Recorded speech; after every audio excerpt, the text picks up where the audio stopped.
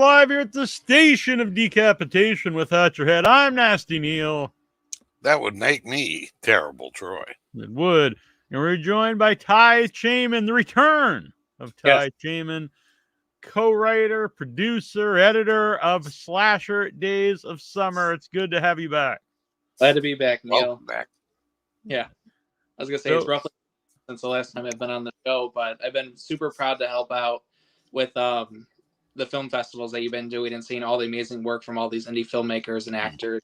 It's been a huge blessing to be a part of it. Well, thank you. And thanks to a mutual friend of ours, Severed Limbs will return next month. So this weekend, I want to have the submissions up so people can send their stuff in. And I'm not sure what I'm supposed to thank yet. So I'll just say a mutual friend. You can probably figure out who that is, but we'll have all the info up soon. I got a feeling, but I know. Yeah. Just we won't have to go to the details, but someone is going to sponsor the next one, so that's very, very cool. Very nice. Yeah. So Slasher Days of Summer. We've talked about it before, but if they didn't listen, can you give them an idea of what this is? Yes. So Slasher Days of Summer is our indie film from Western New York. It is very much like Scary Movie meets Friday the 13th. The film they never made, and the film you might have never wanted them to make, but we did it. But yeah, it's a complete blast. A lot of our cast has returned from our previous projects, like Paul McGinnis and Sarah Jean and Sultan. It's a lot that he's a fantastic actor. But a lot of it just like we just kept moving our cast from one film to the next and pushing them even further. And this one really highlighted our main actress, Alyssa Grace Adams, who has also been cast by Greg Lamberson's upcoming The Frenzy Moon. Nice. We're super excited for that too when he starts filming this fall. Yeah, I'm looking forward to that. And I like that so many people, you guys work on each other's projects. Yeah, oh definitely. There's some of the projects I wanted to bring up today that it was basically between us wrapping the main filming and stuff back in September and all the way up until now of us doing the pickup shots. A handful of us have been continuing to work together on other projects and stuff that Frank, he was our camera operator, and myself, we just worked on a film for the director Josh McMillan called Departure, and it was so cool to be reunited with Alex and everything and double on crew for that one. And then there's another production, Angelfish, that Alyssa was involved in acting, and I got to help out that production team get off the ground and everything and help guide them along the process of headaches, but they did pretty well.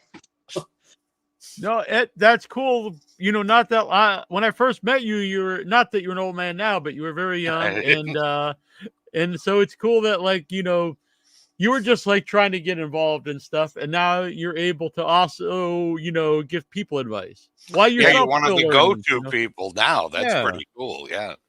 A lot of it also comes from your festival. I've been able to reach out to directors and writers and say like, hey, this is the stuff I really like about your projects, and just opening up network opportunities and so on like that. But the Severed Limbs has been a huge help with doing that as well as Greg's festivals, and it's been a blast. There's a couple other projects I'm helping out with this year. The upcoming, we're going to be launching our Indiegogo soon, called The Rise of the Game. It's by Donovan Gale and Jay Gleason. There are two kids from Fredonia, New York, which I'm not sure if you guys know where Fredonia is. It's south of Buffalo. It was roughly where Greg shot Widow's Point, kind of near Dunkirk for The Lighthouse. Back in November, I saw a short film was going to be playing there of just two people I haven't heard of yet. So I drove down there just to check it out, and I was like, okay, these two guys have something that the area doesn't have yet. So I sat with them for a couple production meetings, and I'm proud to be producing their next project. Oh, that's awesome. Very nice. Yeah. And just real quick about Severed Limbs again, since you brought up, and if people know, Tyler is one of the judges. That's recurring. Some people come in and out, but Tyler's one of the mainstays. And when I mentioned that the Severed through a Film Freeway now, you have to pay like a $50 fee per event. Yep. And ours is completely free. I always kept it free to submit and free to watch.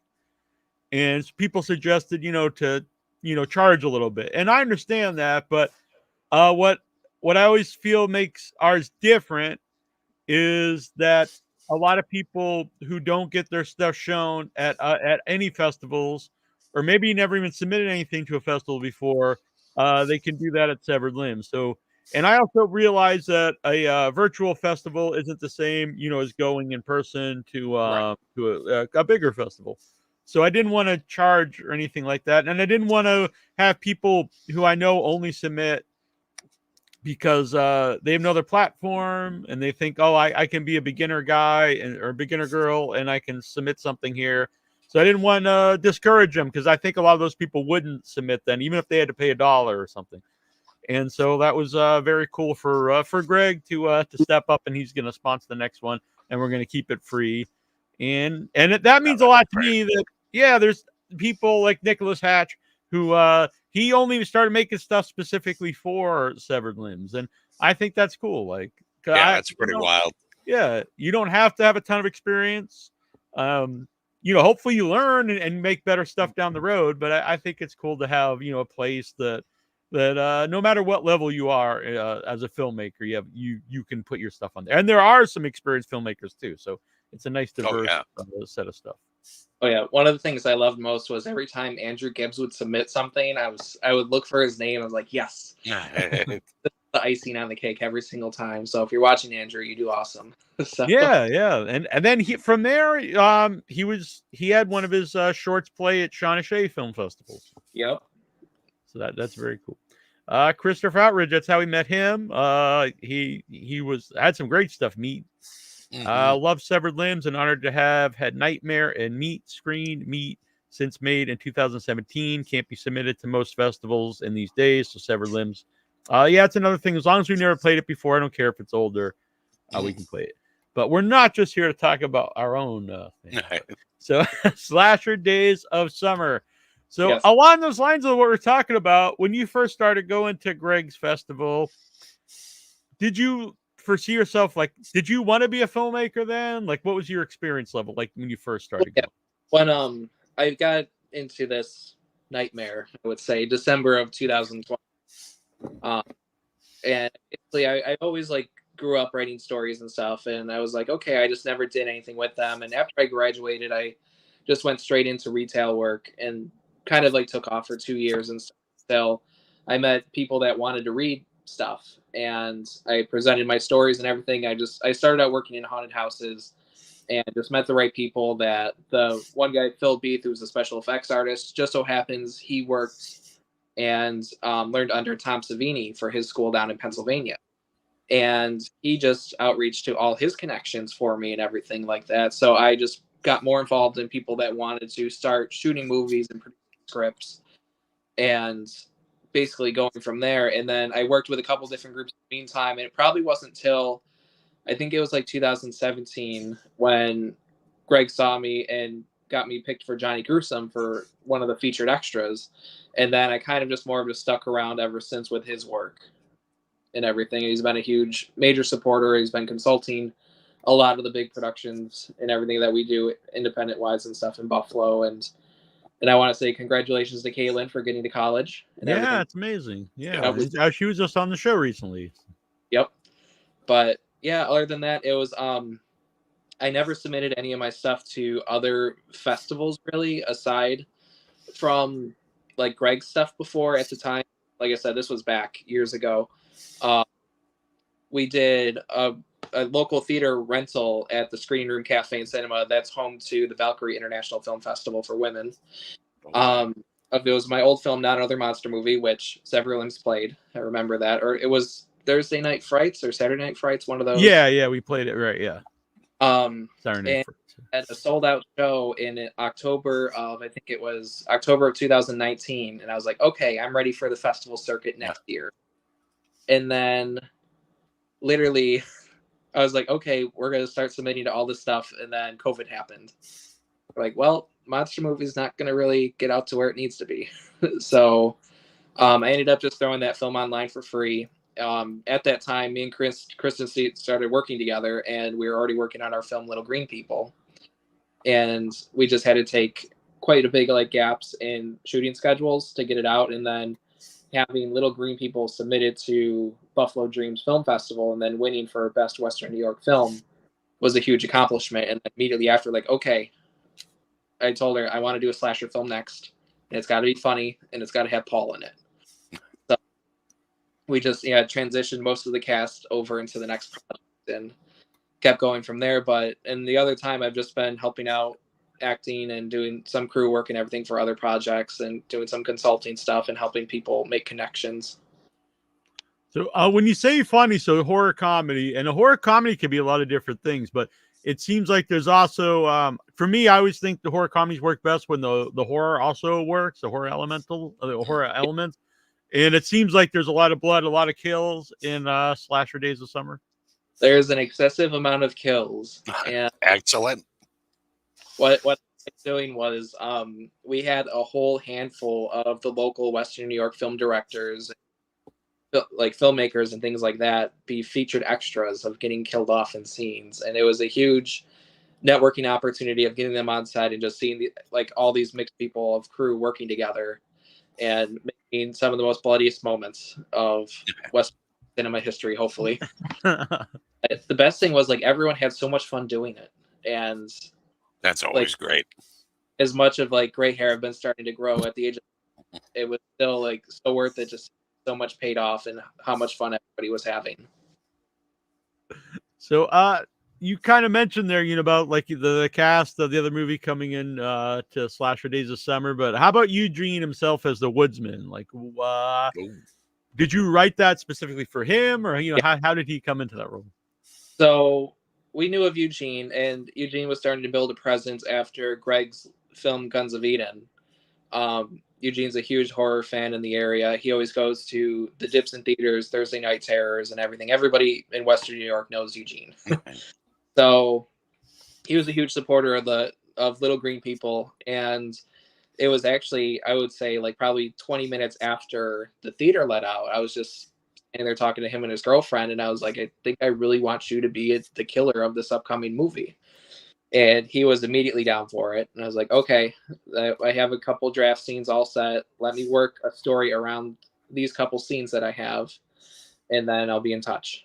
And he was just fully on board from the beginning. Awesome.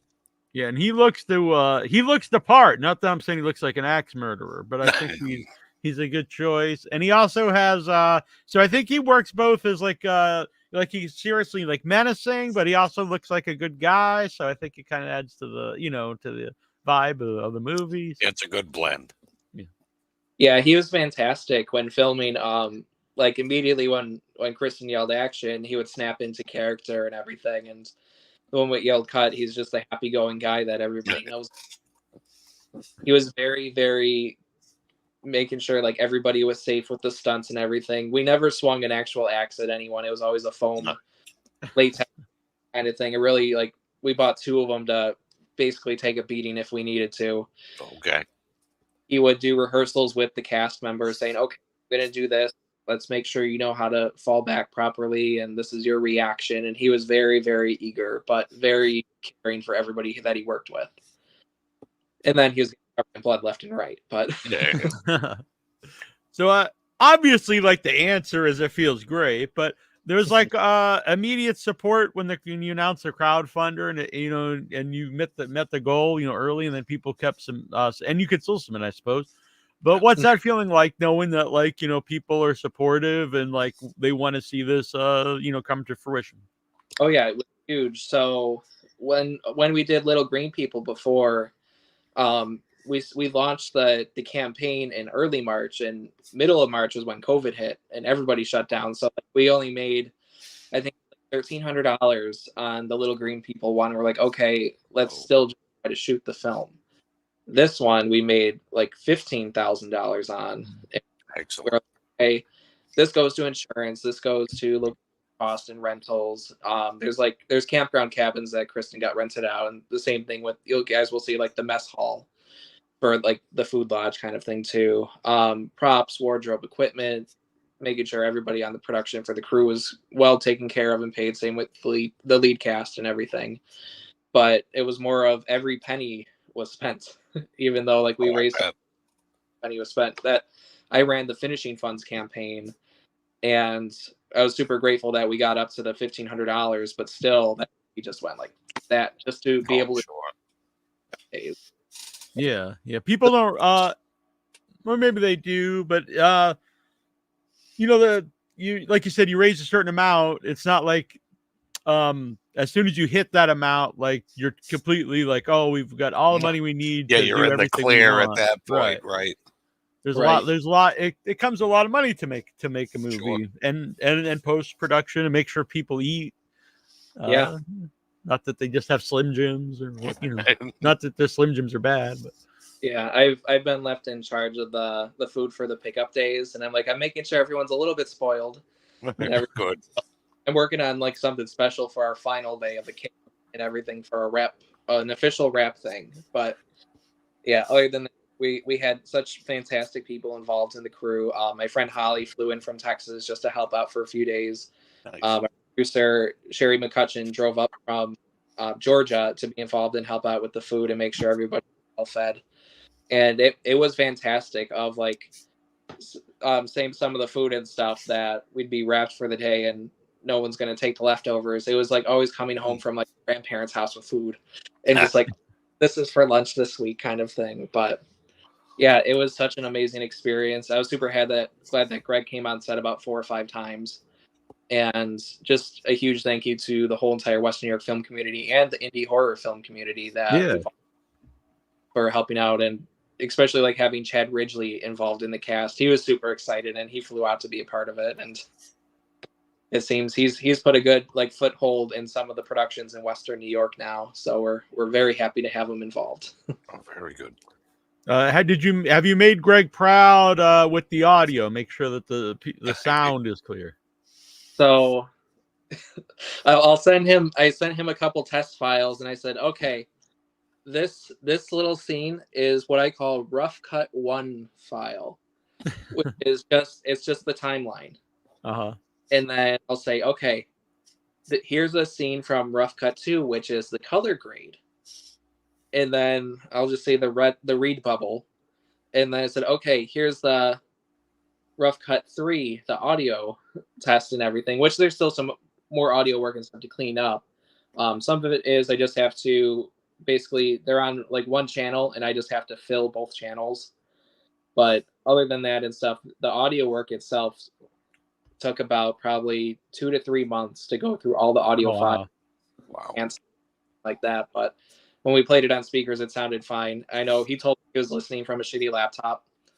So one day we'll get him updated with a new computer. But other than that, this one's going to sound so much better. I ran boom on this project, and then I hired Harold to basically do the sound for the pickup shoots, and Harold's also in the cast of The Frenzy Moon. He's been doing some crew work throughout Buffalo. But other than that, yeah, it sounds way better than Little Green People. I promise you that. And that is a big thing. When I watch movies, if I can overlook a lot of, because I know I'm watching, independent movie, and I'm not saying that gives it the right to just be, no quality whatsoever, but I can look over like, some effects or something, even if there's a charm to them, that's fun. But bad sound can just really take you out of the movie. Oh, I know. Yeah, that's why we took the time to learn our equipment. In pre-production, the crew all met up and stuff, and we were rehearsing our equipments to make sure, okay, this is the quality we like. These are the good things. These are the bad things. And then, okay, what do we have to do to keep things going good? If that makes sense of let's upgrade a microphone, or one of the wires is acting weird on the camera, and just figuring out, okay, let's make sure we have the best equipment that we can afford to shoot the film. And we shot them on 2 cinema cameras. We had 2 Canon C300, and then I believe Chris Coscray had a Sigma lens that we shot the film with. But yeah, the footage is holding. We're super, super excited. We are officially slated for Friday the 13th of September. Yeah, I noticed that. That's Nice. Very exciting. Yeah. So, go on, sir. Greg posted like his festival was going to be from the 13th to the 19th, and I'm like, we need the 13th. That is the holiday. Yeah. So I said we need that day specifically. So right now, myself, Kristen, and Greg are in talks. It looks like we might get a second showing set. That this is going to be a huge sold out event for the premiere. Oh, we're that's super great. Yeah, I love it. Then that's great. The perfect day, Friday the 13th. Oh yeah. Not that any more pressure, but just to get it finished and ready. Yeah, I mean it's at its end stage. So the pickup shoots and stuff, there really wasn't that many scenes to go back and shoot and add in. So a lot of it is we have the timeline all set, and it's just filling in the blanks, kind of thing. Then we close the file. Our composer Sabrina Young, she's already working on the composing for the timeline, and Chris Cosgrave is going to be doing the digital effects for the film too, of like the muzzle flashes and some of the wounds that we couldn't achieve with special effects and things like that. Chris has a good question. Christopher Outridge question: what is your methods for a successful crowdfunding? How did you raise $15,000? Did you have a campaign manager? The first crowdfunding was all Kristen Skeet and everything. So a lot of it was we had a huge networking in Western New York and stuff, and she also has it with her work and her personal business stuff.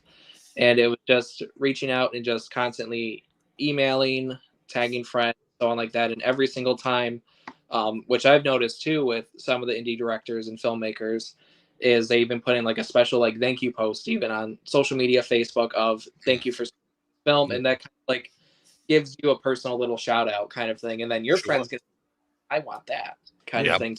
Yep. A lot of it too is budgeting and figuring out like, okay, up to the 15,000, saying like, okay, if we aim for 10,000, let's make a spreadsheet of what we can do. If we make 15,000, what can we do differently and still afford? And then what do we do if we make? But still, no matter what, it's like we raised the 15,000 and still ended up spending about 20,000 total to shoot. Then the 1,500 that we collected and stuff for the pickups and so on.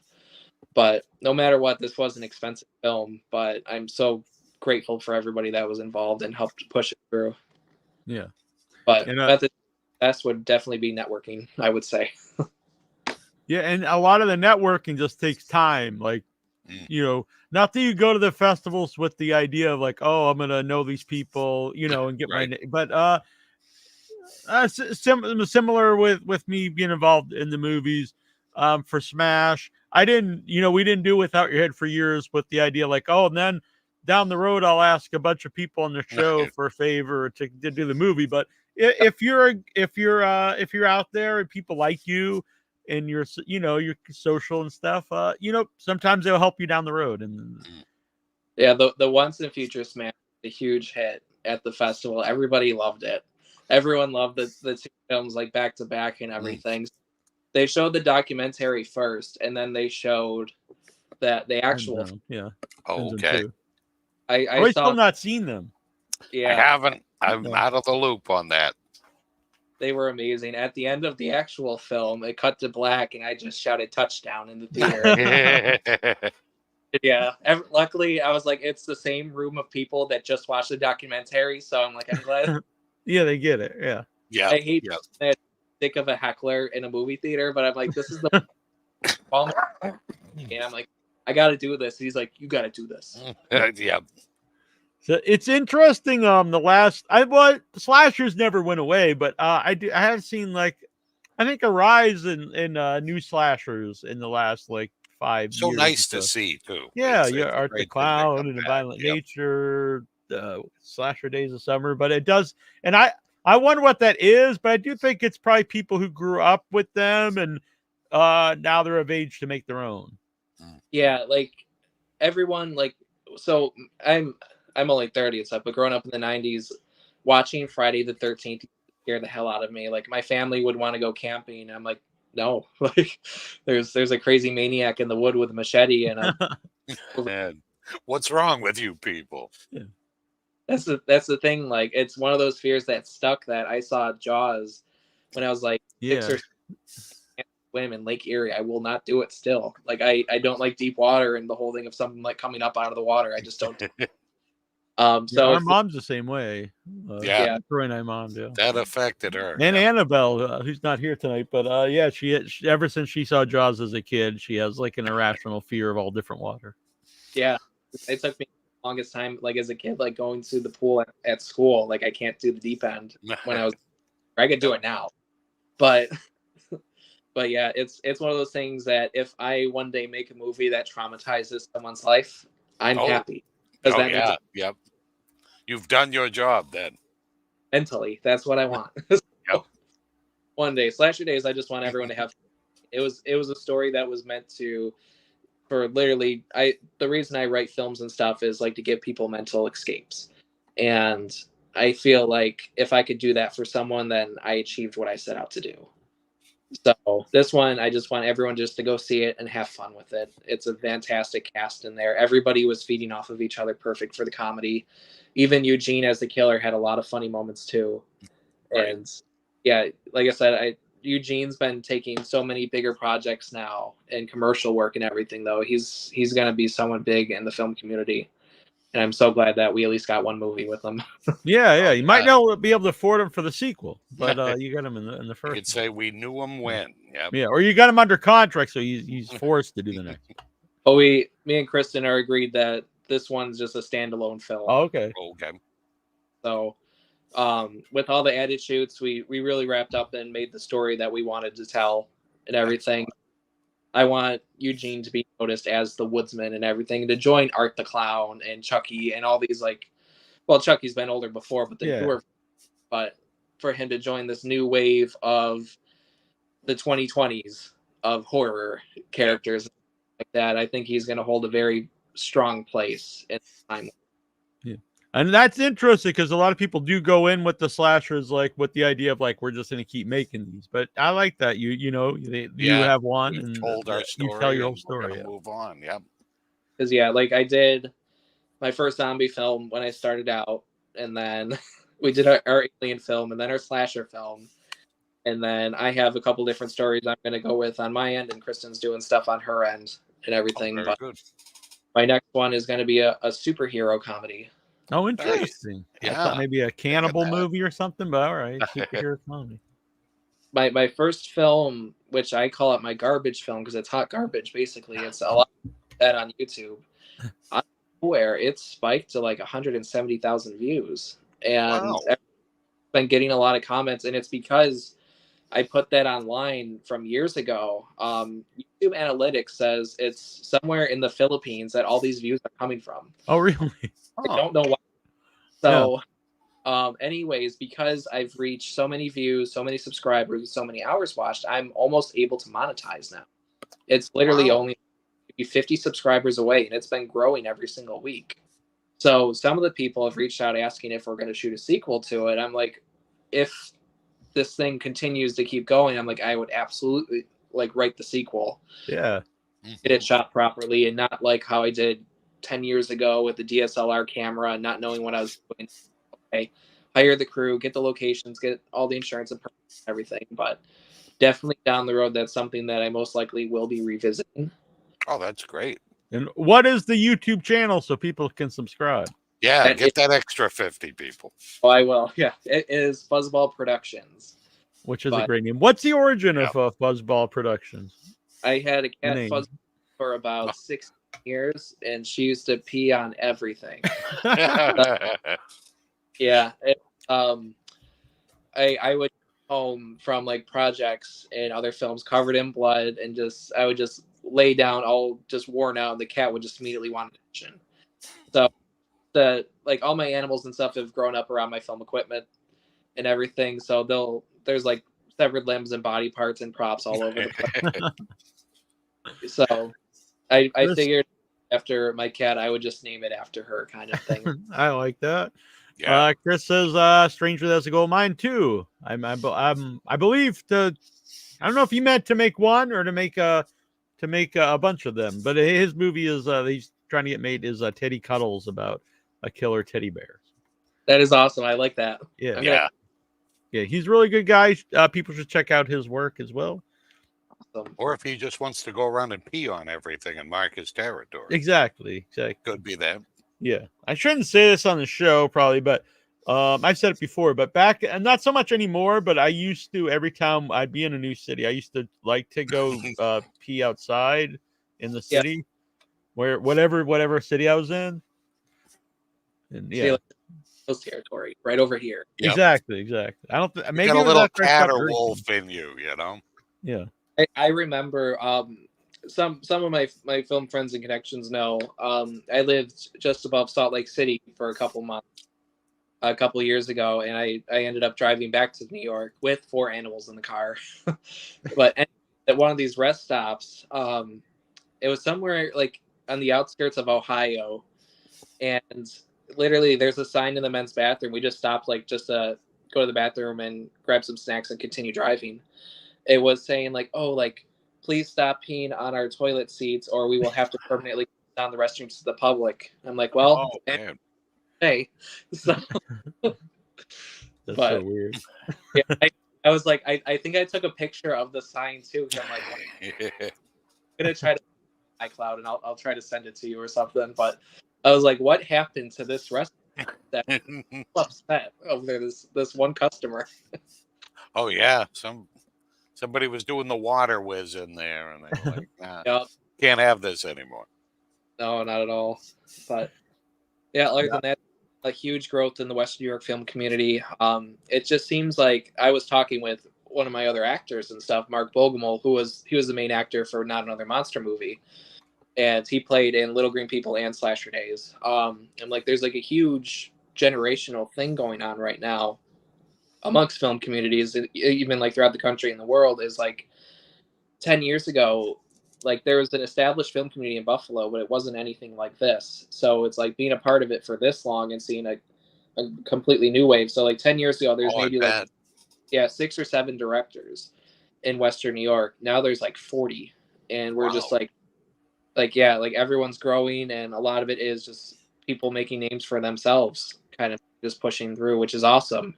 Mhm. But it's one of those things that just starts out as a little wave and then it's turning into a tidal wave. So See, you mentioned her name, and we should have talked about it right from the top. Kristen Skeet, the director, and how did you guys, become creative partners? So she was getting ready to shoot her first production, which was a short film titled Murder Creek. At the time, I was selling some of my old equipment to upgrade in preparation of shooting my film, Not Another Monster Movie. And she put on, I think it was Facebook for the Buffalo area film professionals, that she was looking for equipment and everything. And I mentioned, hey, I'm going to be selling my old camera. It's a Canon 70D. It's fantastic for short films and everything of what she'd be looking for. And then we met up and she bought the camera and just kept me in the loop. And then she hired me to be the DP for the project. And then after that, I brought her into the middle of the shoot schedule for Not Another Monster Movie. And then we just hit it off from there and everything. So she's been doing a lot of short films and working with a lot of great people too, aside from our stuff. But she's been doing it too. Yeah. That's very cool. I've never met Always Kristen, good, I don't believe. Not yet. Hopefully, if you can get to New York or Buffalo, for Friday. Yeah, I'd love to for the 13th. I have to see what's happening. I don't want to. It's not that I don't want to be there, but there's a lot of things always going on. But I would love to be there. I haven't been to a festival in New York for quite a while.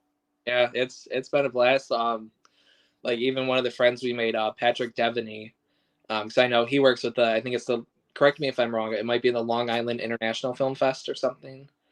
He'll message me later, letting me know that I messed up on that. But other than that, like we became great friends last summer, and there was like a 2-hour break at Greg's festival, and I noticed there's a couple out of towners, and I'm like, hey guys, there's a pizza joint across the street. Do you guys just want to go catch lunch together? And then we all just networked like crazy. And then 2 weeks later, those locals were on set for Slasher Days doing death scenes. And then at Valkyrie Festival this past March, Patrick showed up too, and it was just awesome to reunite with him too. And yeah, we're getting him more involved in the stuff that we do here. Yeah, nice. I love that. Yeah, that's great. Yep. So I also saw that you're credited as the editor. So what's that process been like? And have you edited your movies previously? Yeah, I edited the first live film and my shorts and Monster Movie and Little Green People. So right now we're using Adobe Premiere Pro, and there's a very difficult thing that I just had to bite my lip and work through. When we shot Slasher Days, we had a couple of issues with the inputs for the microphones for the camera itself. Mm-hmm. So the cameras didn't record any audio. All the audio was specifically me running the boom op, and then editing wise, I didn't have anything to like auto sync. Right. Yeah, because for people who've never used Adobe Premiere, there's a great synchronize where you can. So if you have a separate audio and then the audio off the camera, you can just hit synchronize and it will just automatically do it, which is Wow, that's pretty great. handy, I would imagine. Yeah, but if you have no audio on the on yeah. cameras, you can't. I had it the old-fashioned way. This one, yeah. Bauer did the clap, and making sure that I could physically read what's on the slate marker and what I could hear on the record. Wow. I had to do that manually. There was, up until we did these pickup shoots, there was 10 and a half hours. Oh, no. And that took, I think it was about 4 or 5 months to do. So Yeah, that would suck. Ouch. Ouch. Yeah, I've been powering through. We shot 1 solid hour of footage from the pickups from last Friday, and it was so easy though. Like we already know which takes we went back and redid. So I've been just making notes and just saying, okay, I could just skip to that one kind of thing. Okay. Power to you, sir. Yeah. Oh yeah, that's. I great. remember. Yeah, because it's bad enough synchronizing stuff just even manually when you can see the audio bars, but with no audio on the other one, that's not a good time. I hate to laugh but it sounds like a bad Yeah, that sounds awful. It was, but you know what? I love the film. I'm really glad stuff that we put my idea of this forward, and I was like, I'm just gonna do it. I'm gonna fight it to the end, and I did. So, well, it's not at the end right now. We see the finish line. Right. Okay. Right. And yeah, like I said, the 30th, we're going back in and we're going to get a couple more kills and just fix up 2 or 3 of the scenes that we were hoping to do and get the movie. So Chris could do his magic and Sabrina could finish hers. And then hopefully I would love it to be done by like middle of July. That way we could just enjoy the summer and not touch and just wait for September. Yeah. Yep. So can people still donate to the crowdfunding? I think Kristen still has her crowdfunding thing up for it and everything. I'm not partnered on that one. That I don't see any of the donations or activity on it. Machine Funds one. Yeah. I think hers is. I could be wrong, but I'm pretty sure it is. But yeah, we're gonna be doing something huge and stuff for the film premiere of. We're looking into some of the DVDs, but we might just wait until we might get a distributor attached to it. That way, if you get one linked on it, stuff, you might not have to pay for your own DVDs to be printed, and DVDs are pretty costly nowadays. So yeah. Even some bigger releases don't always get a physical release. But this one and everything, we had a couple different ideas of like not only it being like widescreen, but for like even maybe the direct cut of having it being the old like VHS box style aspect.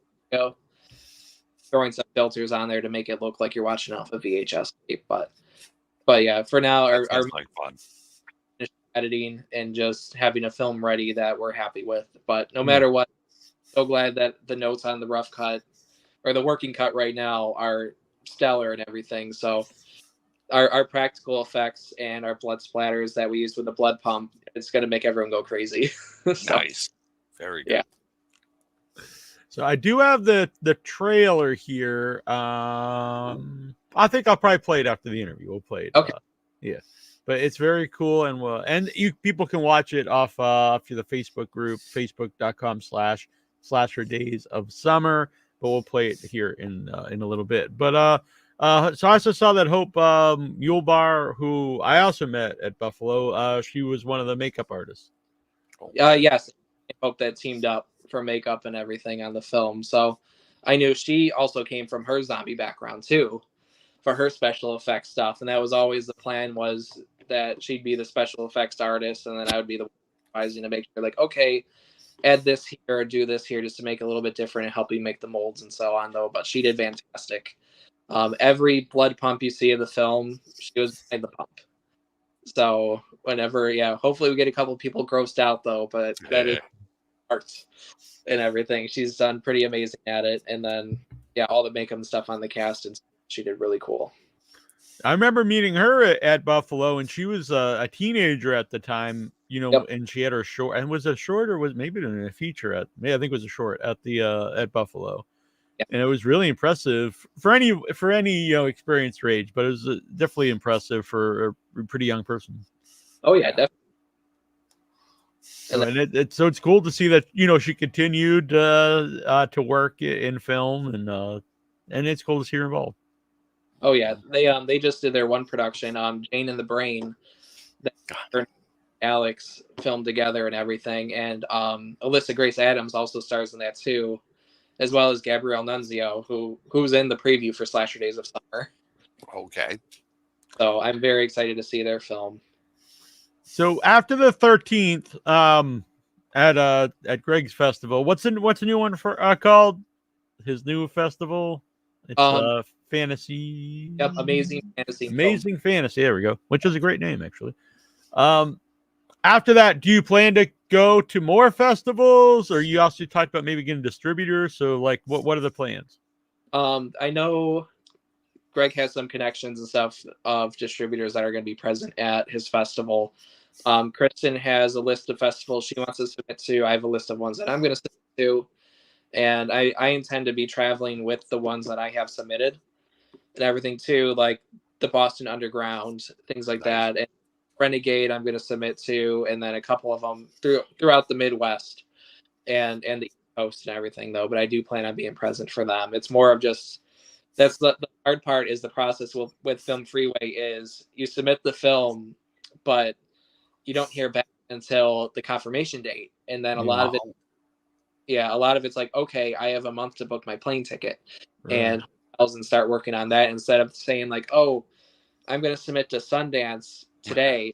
I have 6 months to get there kind of thing and make arrangements. And then your film doesn't get selected. And it is.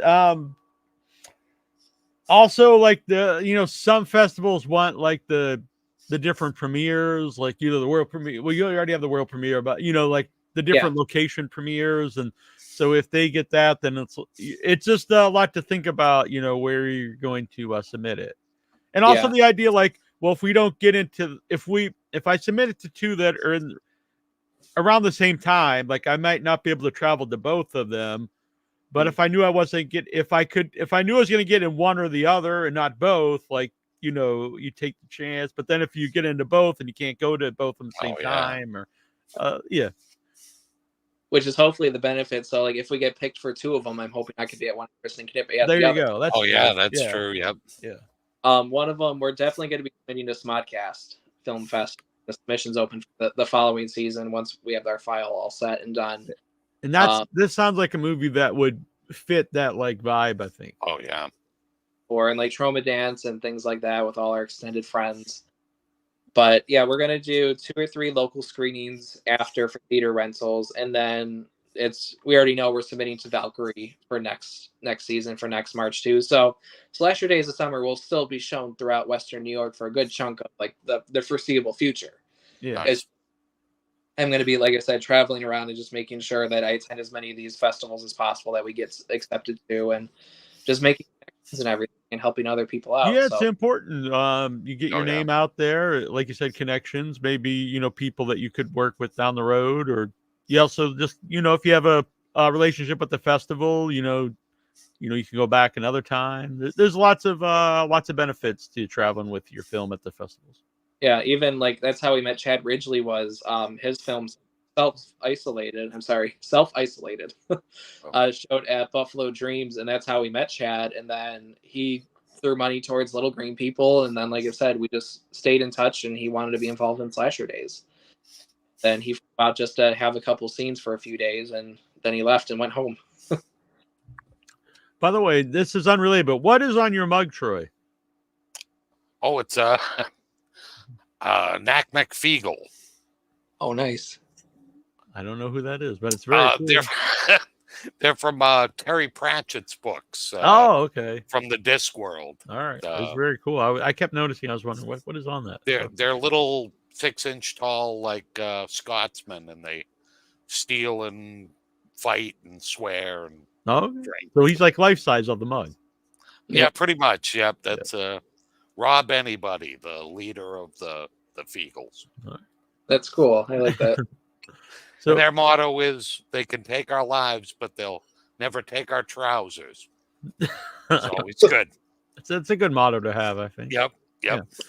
So how about the shirt you're wearing, Ty? Can people get one of those if they would like?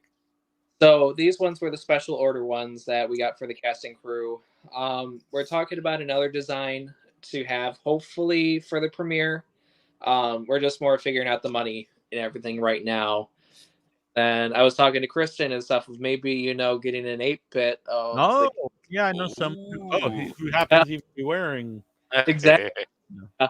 Well, the funny thing is I got the Psycho Ape 2 shirt in my cart on it. Oh, nice. Yeah. I was hoping it could arrive in time so I could wear it on set for the 30th. Oh, right. Yeah, that'd be great. I'd love it. Yeah. It's I'm I don't want to pat myself back, but they are very fun, and I'm glad people dig them. Yeah. And it's so retro design stuff. I love it. If anyone out there is interested to have one of their own movies, you can contact me, and we'll work on that. Yeah, I know they'd be crazy and stuff to get a couple of like the 8-bit ones, especially for the premiere. Those would be an instant sell. Yeah. We're more figuring out too, like, okay, once we get the file set, okay, what are we going to have ready for the table? Kind of thing. So. Yeah, you have to have something fun that also like portable and that people take. Yeah, like I know for sure we'll have posters and so on, but we want to make sure there's like fun stuff. Yeah, you can never have too much stuff, like everybody's looking for something. Yeah. Oh yeah. I have a couple ideas up my sleeve and everything, but I don't want to get too much to yet. Yeah. But I like that. So keep an eye out. Follow on social media, and you'll find out. So at the festivals, and then down the road, some other releases, and you said a physical release, which is exciting. Yeah. Have you ever done commentary tracks yourself? No, we're actually looking into doing this as our first one that Kristen and myself were looking at getting that done. But mainly it's just shooting the rest of the pickups and getting all that done first for the festival. And then we'll go through with our little extra bits and behind the scenes footage. So what I love about Alex Frank's camera work is he rolled on a lot of behind the scenes footage, and he knew there was no audio on it. But there's so many clips and files of all of us just walking around and setting up scenes and stuff. But he was literally just holding the camera, just like getting all of it when none of us were paying attention. Okay, good. Yeah. So he got us a lot of footage to drop in place, and I'm really proud of him for that. This guy is going to be one of the best camera ops that comes out of like the next decade. Very cool. Very good. Yeah. So on End Zone 2, when I went out there, they had asked me if I would mind doing the BTS, and I actually didn't know what that meant right away, and so I just said yes, and then I looked it up. I was like, oh, okay, behind the scenes. So I didn't agree to do anything that like was insane or something. So they're currently going through that right now, Michael and Sophia, to get it because I just record everything kind of like what you're saying. There's like 40 hours of footage. Oh, wow. So, yeah, Michael had told me today they have it down to 4 hours, and I think they want to get it down to an hour or two. Yeah, pick out the highlights kind of thing, though. But that's awesome. Much footage. That's really, really cool. Yeah, there was a lot of fun stuff. And it's when you're doing that, the thing is, like, you don't know when something entertaining is going to happen, so you kind of have to record a lot. Oh, sure. Yeah. And so there are some stuff that's, not that great, but you have to cut that out. But if you're not recording all the time, you're going to miss the fun stuff. Yep. Yeah.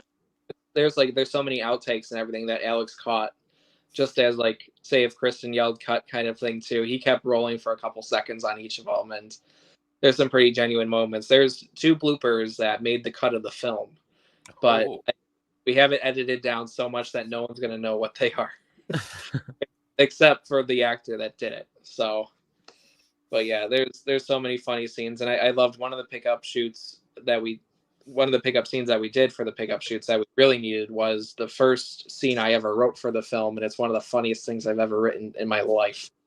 So there's a good couple times that everybody broke character, and there's a scene that Paul has to get very, very close face to face with Sultan, and I told him to get closer. The frame doesn't look like you near him. They literally had to be like nose to nose touching for this frame.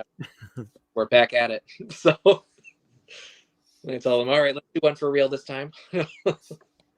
And for, like you said, since there's so many cameo kills in there, that'll be fun for anyone, but especially if you're in the area, to pick everybody out. Yeah, like Taylor Martin's a fantastic film creator and film director and everything. We were super happy to get her in the cast, and she got a very, very fun, bloody death. There's a handful of these new indie directors that I've been working with that are going to show up on the 30th and get a couple of their extra kills in just to have them included and try to up. But yeah, it's been a huge blast of just so much of the community just working together on this. And it's more of like, okay, guys, let's meet at the golf course at 10 a.m. on Saturday, and we're going to be there until about 2 in the night. So nice. And a slasher movie and comedies, they're like the funnest movies to watch with an audience. So, you combine the two. Like, it's great to watch at home, but if you can make it out and see it on the big screen with people, that's going to be the best way to watch it. Yeah, there's one character, if you guys remember from Scary Movie, Officer Doofy, and that was huge inspiration for one of the cops I originally wrote. And I'm like, we can't just wrap it up in one cop. It's got to be two buddy cops. And everything gave that feel to it of these two. Just, you wouldn't even want to give these guys a badge kind of thing of how. But yeah, Jen and Mike executed their roles amazing. They're definitely going to get a lot of laughs for their scenes. Very good. But yeah, we're super excited and we're hoping for a lot of success with this film. And it's just a lot of networking experiences and just making sure this gets into festivals. And if it gets picked up for distribution, then we did what we hoped for. So yeah, that's very exciting. And I'm really looking forward to it. Not just because you're here, but I like you and I like everyone involved. And it sounds like a fun movie. Looks like a fun movie. So I want to check it out. Oh yeah, and we're excited to hear more about Arbor Day. So all right, yeah, we filmed some stuff. I posted a few little tidbits earlier today, some pictures. Yeah, it's my first experience with something like this, so it's all new to me. So it's kind of fun. It is, yeah. It's a lot of fun getting it started and off the ground. Everything. Yeah. And so Troy retired this year, so he got to work making. I have some props right here to the side of me, making the props for the movie. So that was big inspiration from being a silly few minutes short until longer short until I think we must just make a feature at this point. Good. When you guys do your crowdfunding, I'll be excited to buy in and see the support of your guys' stuff go on. Nice. Thank you. I'm trying to keep it as low as possible, but still, like you said, it costs money to get something made. So yeah, my only hope is I want to see it in Western New York. So I would hope so. Yeah. All right, I'll have to make the scene then if it does. Prop master, exactly. Troy, I'll get Troy to some festivals. He's never been to a festival with me. He's been to conventions. Been to a bunch of conventions, but never to a festival. Yeah, we got to get Western New York Troy so you could try these like buffalo chicken wings that we have here. Oh God, yeah, yep. And the beef on weck, which I've never had. So yeah, I know where to take you guys to get it. Okay, fresh. Very good. I'm a big fan of the beef on weck. I like buffalo wings too. But. Yeah, one of the funnest things I helped out with Greg's Fest the one year was he had me take some of the out of state and out of country directors on the Maid of the Mist at Niagara Falls and showing them the whole experience. Like to us, it's like 20 to 30 minutes from here, your whole entire life. You're not excited by it at all, but to see being complete shock and awe over it. I'm like, there's septic lines that run down this thing. I'm like, it's waterfall and shit. Like it's be excited for. Well, I live on Cape Cod, and on the summer, every weekend it's just nonstop traffic, people coming over. But I always think like, why? Like, what is? But I live here, so I see it all the time. I guess. Yeah. Even like I was in New York City for Comic-Con this past year, and just like the whole driving down experience was just nuts. Of like, I kept thinking like, how do people live in this city? It is so crazy. Yeah. Yeah, it's nice to visit, but I don't know. But yeah, I agree. We made the mistake of staying overnight in New Jersey, and it was like probably maybe like a 5-minute drive to the Lincoln Tunnel. And I was like, this was the most ghetto hotel I've ever seen. Well, Like, Annabelle and I, when we were at a Brooklyn festival, and it was so expensive to stay in Brooklyn, so we actually stayed in New Jersey and drove in the morning over. And yeah, the hotel was exactly as you said. It was way like a tenth of the price of a hotel in Brooklyn, but it was not particularly nice. I think we stayed at the same. Yeah. It's just outside of like Secaucus or something they call it. But it was like, yeah, that there's no hot water in the bathtub or the bathroom. And my roommate that was with me kept snoring so bad that I just went into the bathroom with a sheet and blanket and just slept on the floor. I was like, you know what? This is $100 night hotel for a reason. yeah. Annabelle was like, Neil, is this mold all over the AC? And I was like, yeah. She's like, maybe we shouldn't turn that on. Like, yeah, probably not. I don't know. But I do plan black mold egg. Yeah, I do plan on going to that Smodcast one in New Jersey and everything. When we were there for Comic-Con, we made a little like extra road trip down just to go see like the Secret Stash and the Jay and Silent Bob stores and everything like that. It was so cool. It was so experience. But I can't wait to get back down there. I know our actor Eugene has been down there a couple times before, and I really hope he could join in for that Smodcastle thing if we get accepted, and I'm really hoping we will. But yeah, it's definitely on our list to be submitting to. Yeah, that'd be very exciting. I've never been there either, but that would be a really fun a fun thing to attend, especially attend and be part of it. Definitely, yeah. So you mentioned Fuzzball production. Where else can people follow to see what Slasher Days of Summer, what's going on with it? I've been posting a lot on my Instagram it's just at Ty Cheman on Instagram and everything like that. I think it's like 13,000 posts or something like that, and a whole bunch of followers. I don't know why people follow me that much, but unless they're government ops, but. It boosts the ego. Spies are everywhere. It's all reptilians because they got little green people wrong. So. Unfortunately, we do have some listeners who believe in that. So, yeah. Oh, when I wrote like little green people, I had to do like a deep dive into all that chaos and all the bases underground in Arizona, New Mexico, and all that stuff. It was like I was starting to follow like people on Reddit that should not be followed at all. They should be followed, but by like the authorities. Yeah, maybe. Yep. And like not have a license to have a weapon and things like that too, and so on. Let's see. Following and sent you a friend request. Awesome, Chris. Thank you. I'll definitely add you back. Thank you, buddy. Yeah, sweet. Chris is a good dude. Yep. Awesome. Network with him. Yeah, he's good. Yeah, he was on last week. Perfect. All right. So it's been good to have you back, Tyler. Do you prefer Ty or Tyler? It's either. Okay. Everyone calls me Ty, but the legal name is Tyler. Sure. But I thought for tonight it was good, Ty and Rye. Yeah, someone this year called me Mark before, and I don't know why. Oh. Okay, we'll go with Mark. It's not even a T word. I know. Yeah. The sad thing is, it was another filmmaker that said it. It was a local. I was like, what's going on? Like, Greg, you've known me for years. Don't you know my name by now? At this point, he just points, and I just know. All right. Well, this was great, and we'll talk to you anytime. Anytime you want to come on and talk about whatever, just let us know. You're always welcome. Yep. Awesome. Yeah, my next production, Fum Ducks. One of the folks is always welcome. Perfect. Thank you, guys. My next production, I'm doing Fum Ducks, is mostly animated. It's basically like Rick and Morty meets like The Boys and everything. So I'm down with that. Yeah, I've been hard at work animating and everything like that too. I've been doing all the characters. Oh wow.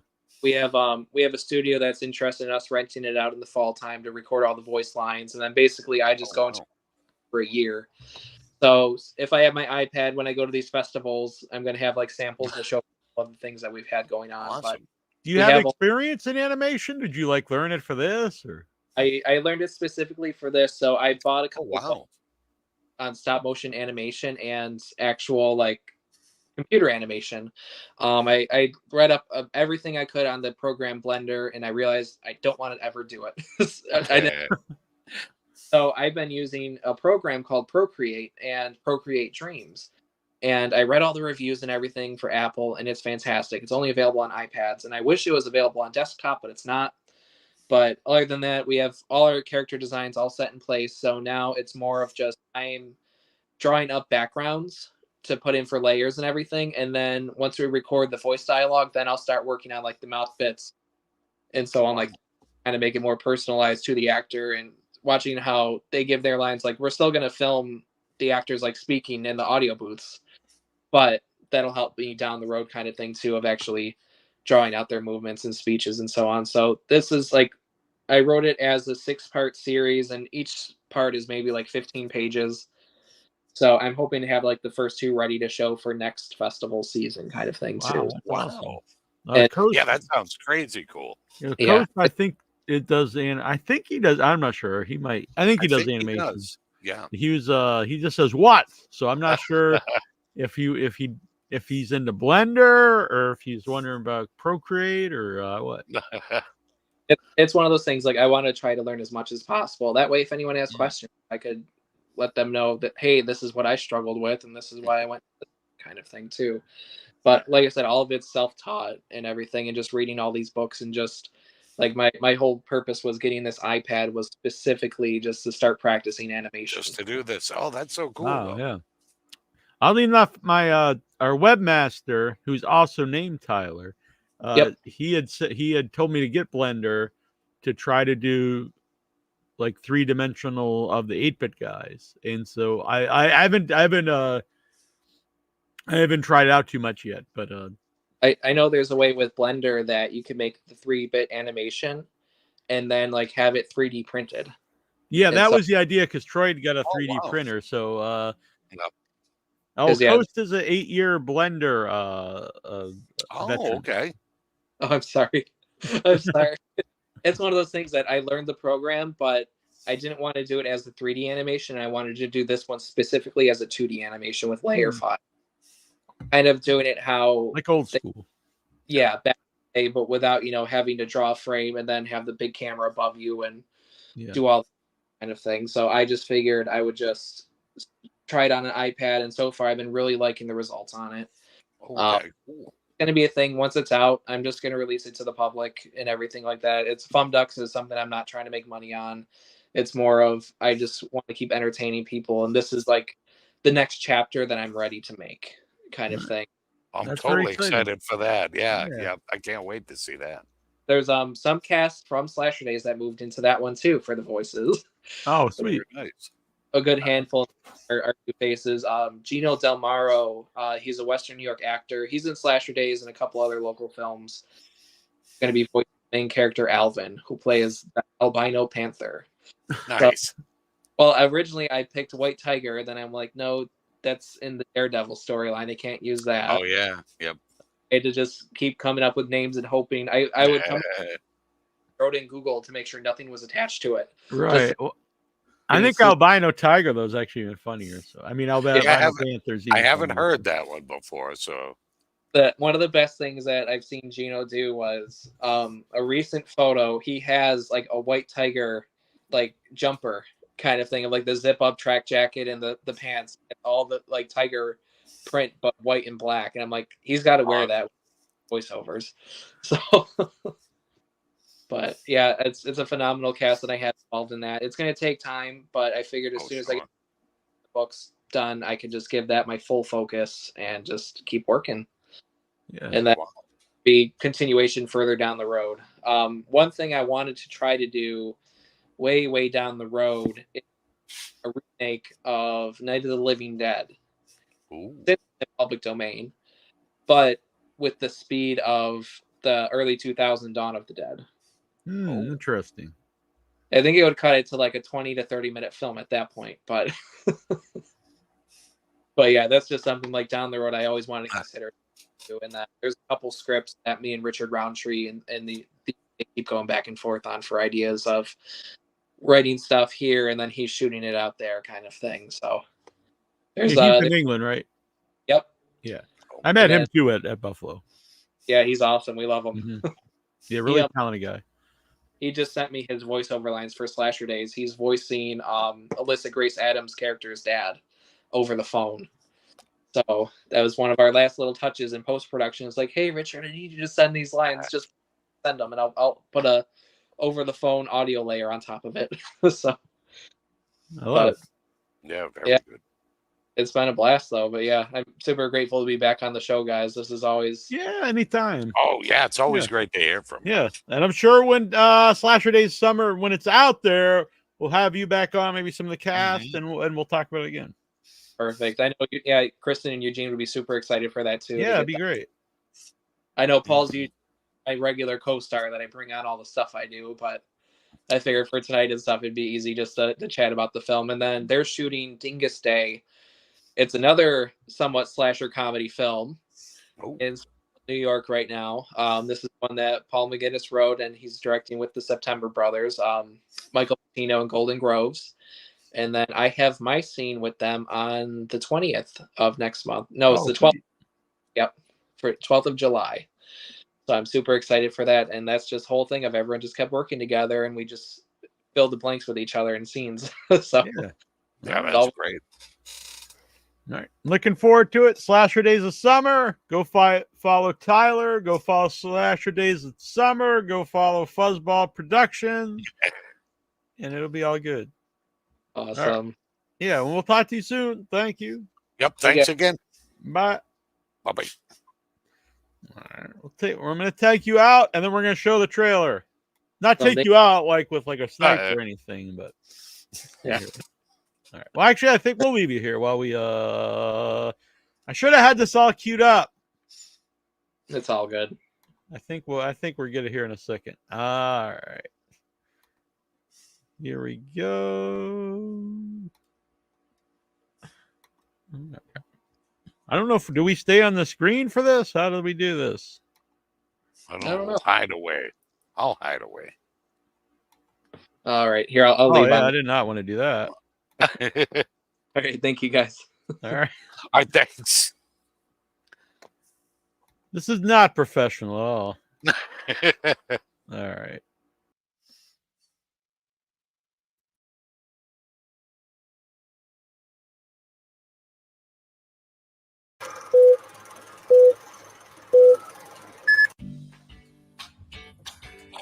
Are you a teen troubled by society? Feeling like an outcast, or just plain down in the dumps? Well, I'm here to tell you that there's hope for a brighter future with us, here at Camp Sackett. Hey kids, Camp Director Billy Thatcher here, and I'm here to invite you to Camp Sackett. Camp Sackett, slay your old self.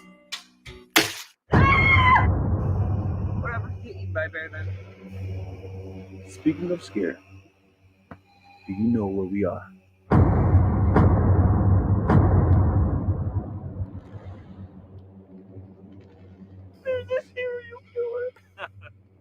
I'm here to help you, ladies.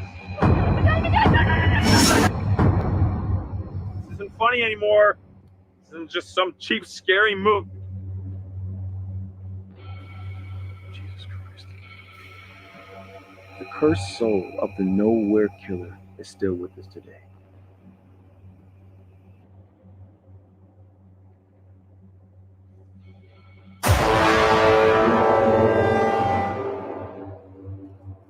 You, Elliot!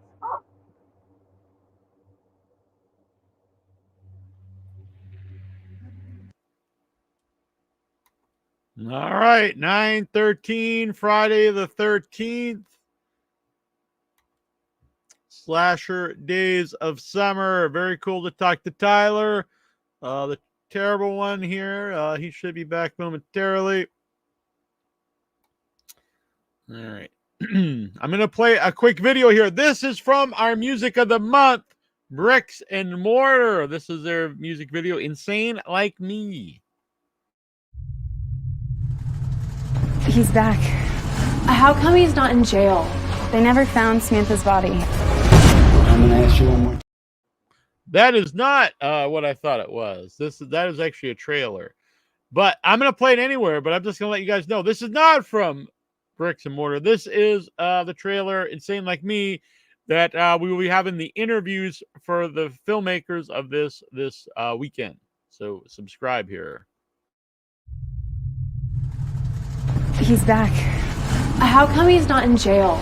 They never found Samantha's body. I'm gonna ask you one more time. Where is she? I don't know. Something's been going on in this town for a while now. Calm down. What happened? Did it bite you? There's a monster in the woods, you idiot. Keep him away from the hotel.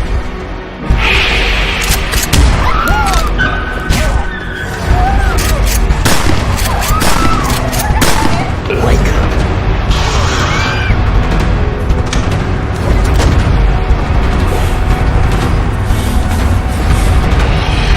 Mr. Morgan. What do you think I'm gonna do? You still seeing Samantha? This thing took my sister, and there's not a damn thing either of you can do to stop me. Try to move on, Margaret.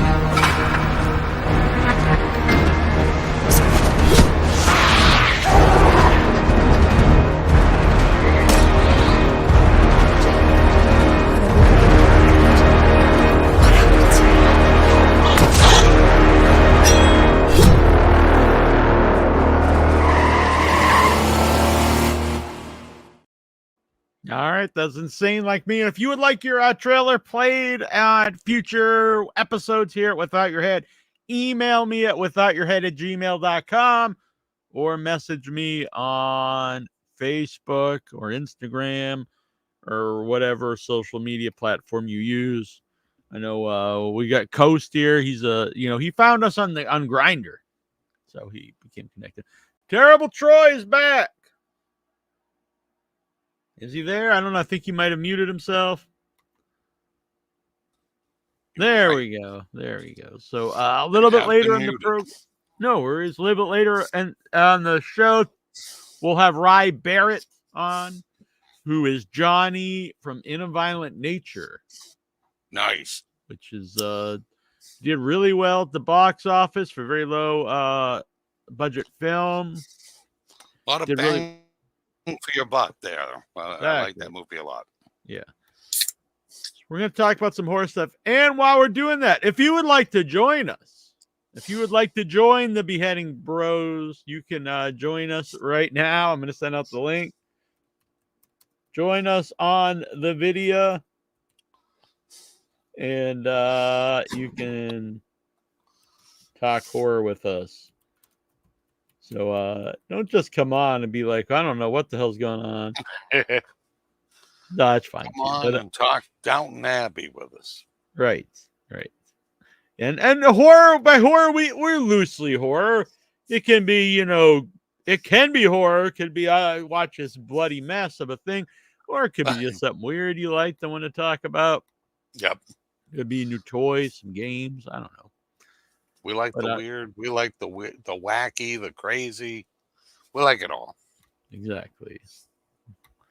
Just like Severed Limbs, which will be coming up next month, the end of next month. This will be an ice cream themed with Severed Limbs for the summertime. You want to stay cool, so you got to find the ice cream man. By the way, Crazy Troy ice cream man. And everyone out there, hit that like button.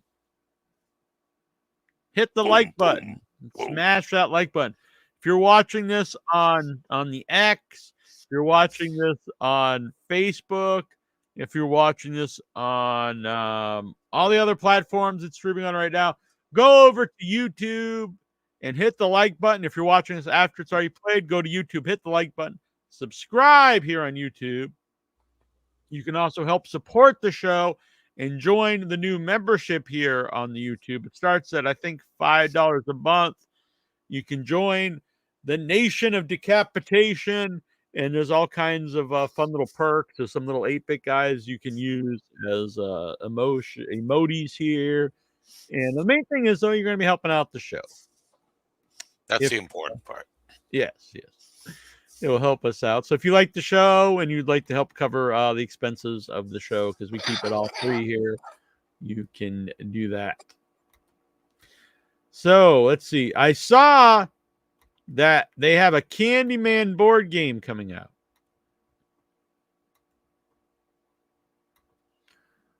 Look at this. So Candyman Farewell to the Flesh, an edge-matching solitaire game based on the movie. I'm not sure exactly how based on the movie that is. I don't remember being in a being inside a beehive, anyone being in the beehive on a Candyman film. But that's fine. It's loosely based on the movie, I think. I will be completely honest. I did play the My Bloody Valentine game by Stop the Killer. I was not really impressed by the gameplay. It's very, very simplistic, which is fine because I do think that's what they're going for. They're going because you do have some games out there that are very, very complex with a lot of rules, and that's cool. So I get to have a little different part of the market. They got kind of when I was a kid, they would put out kind of generic board games of movies and TV shows and cartoons. And so that's how kind of I feel these Stop the Killer games are. And I know it sounds like I'm really putting them down, but they're a basic board game. So I think that's fun in itself. It's just an old school board game you can open, read the rules in a couple minutes and play right away. But if you're looking for a more complex game with a lot more replayability, I don't think they really fit that. I've only played the one. From what I understand, it shares the same rules with the other one. It does look like a completely different game, though. Candyman Farewell to the Flesh. And what's cool about them, though, if you're someone just likes to collect stuff like me, it would look cool on your bookshelf. But I've not played this one specifically. It does look like different rules. And I do like that it's solitaire because there aren't a lot of solitaire games out there. And sometimes you get these games and you don't have a lot of people to play with. Like myself here, I don't have a lot of people to play these games with. And a lot of them are 3 or more players. So I have to wait till I go to a convention. Sometimes I'll bring a game up to Boston and Annabelle and I will play. But again, you need a lot of table room, and still a lot of them are 3 or more players. So I think it's cool that they do have a solitaire game out there for people. And that is Candyman Farewell to the Flesh. And I think we lost Troy. He had enough. He's like, I've had enough talking to this guy.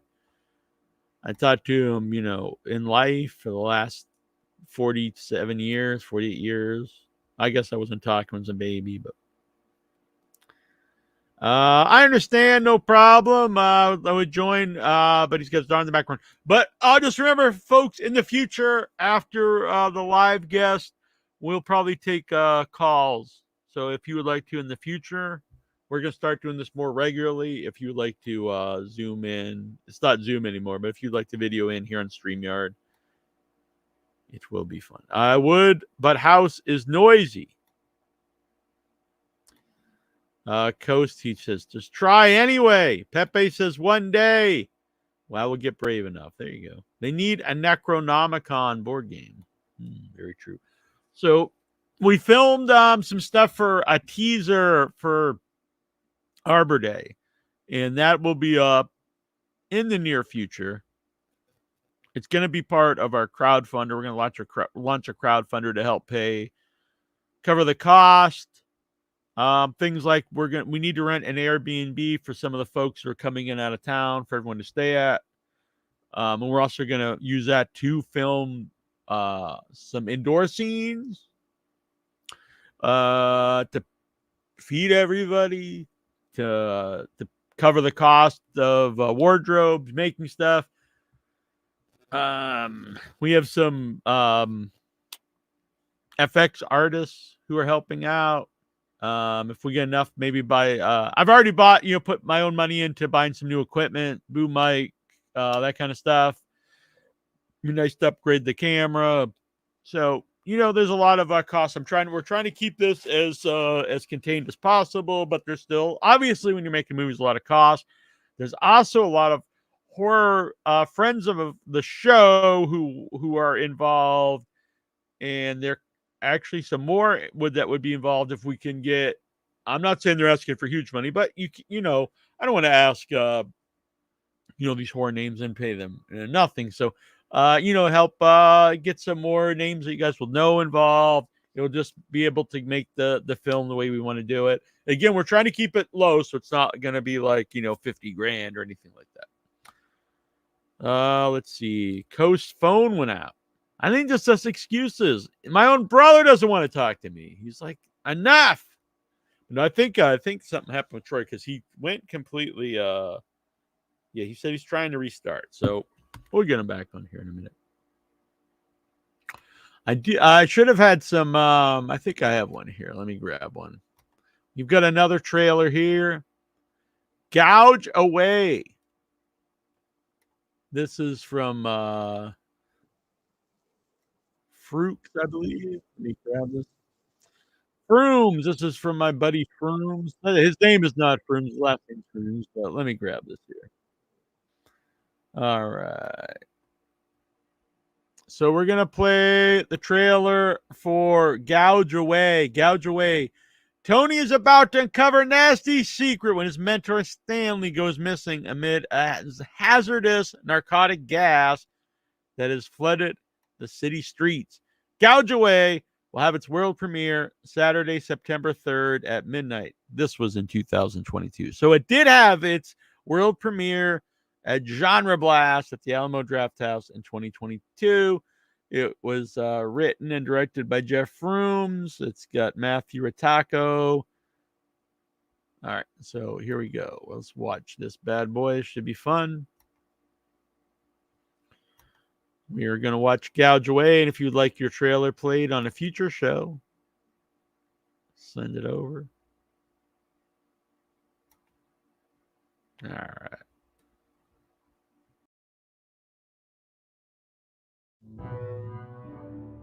Will you do some yoga poses for me? I know you'll do a yoga pose for your Uncle Elmo, right, Anthony? It's my friend Stanley. He's missing. Texts, emails, smoke signals, no answer. I'm just worried. Give me his info and I'll see what I can do. No promises. Sometimes it's just really hard to play the cards that life deals you. Hee I'm not in the mood to talk about music right now. Oh, not Michael Jackson. Hee the gas. There's cartridges and gas works that comes to go with it. Joe, put that away. You shitty little asshole. Who the fuck do you think you are? Tony the Stamper is back and bloodthirsty for territory. You call that a fucking play? You're gonna whip you, motherfucker. You never came back here. There will be blood.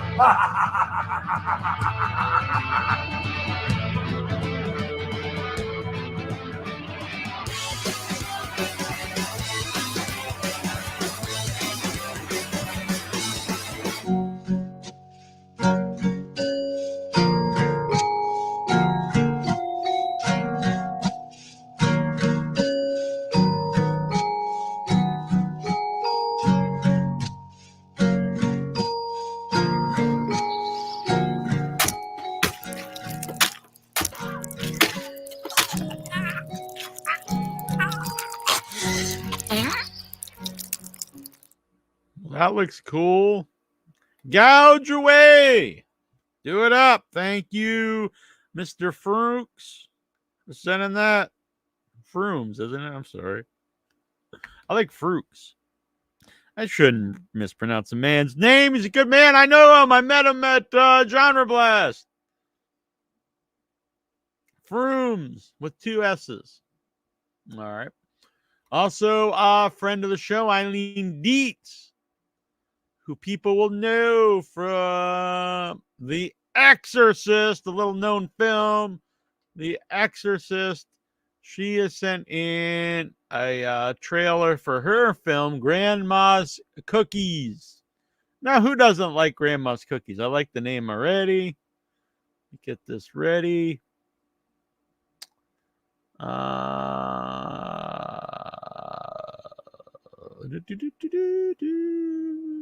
trying to get this ready here. I'm sorry. I don't think this lets me do full screen.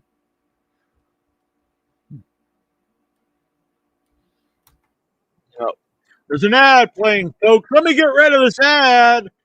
Next time I do this, it'll be like a well-oiled machine. All right. It probably won't. Let's be honest.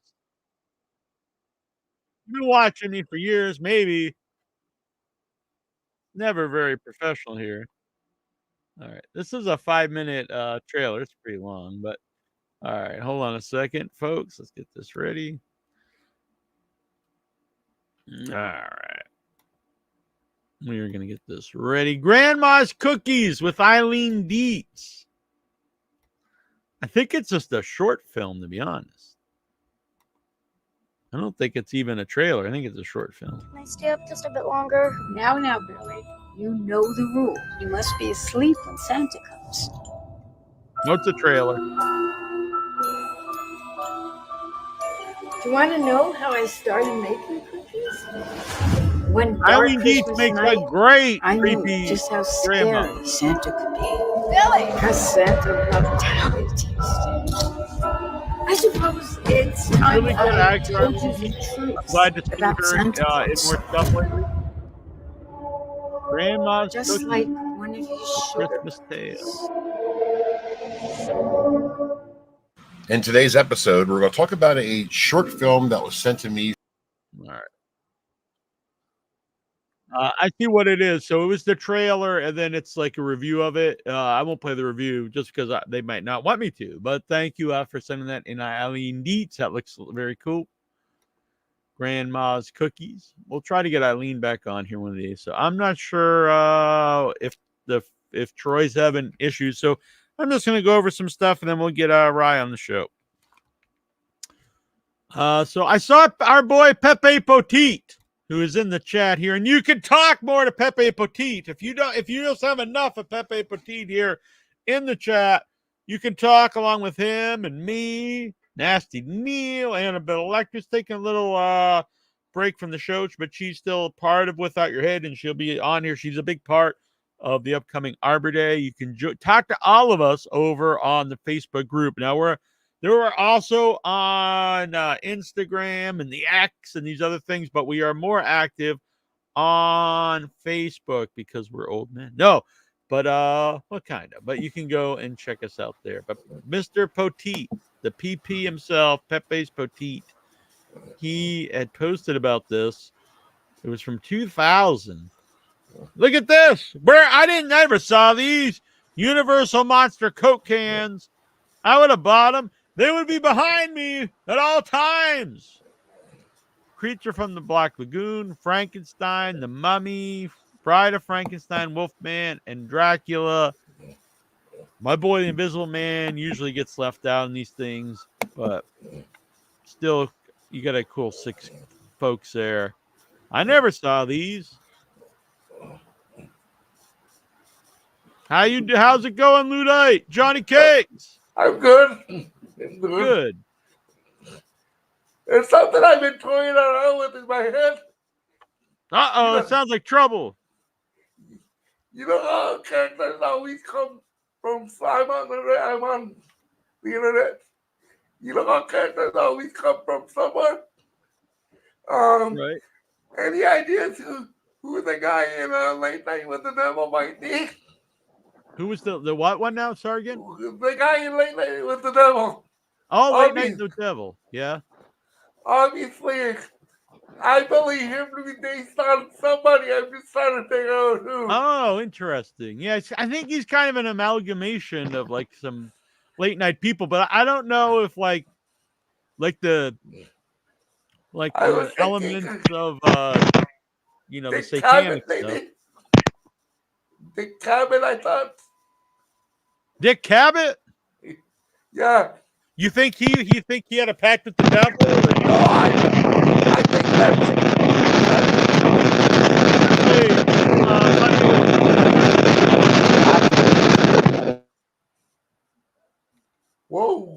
Yeah, we got some audio issues there. I'm not sure what's happening. Was that me?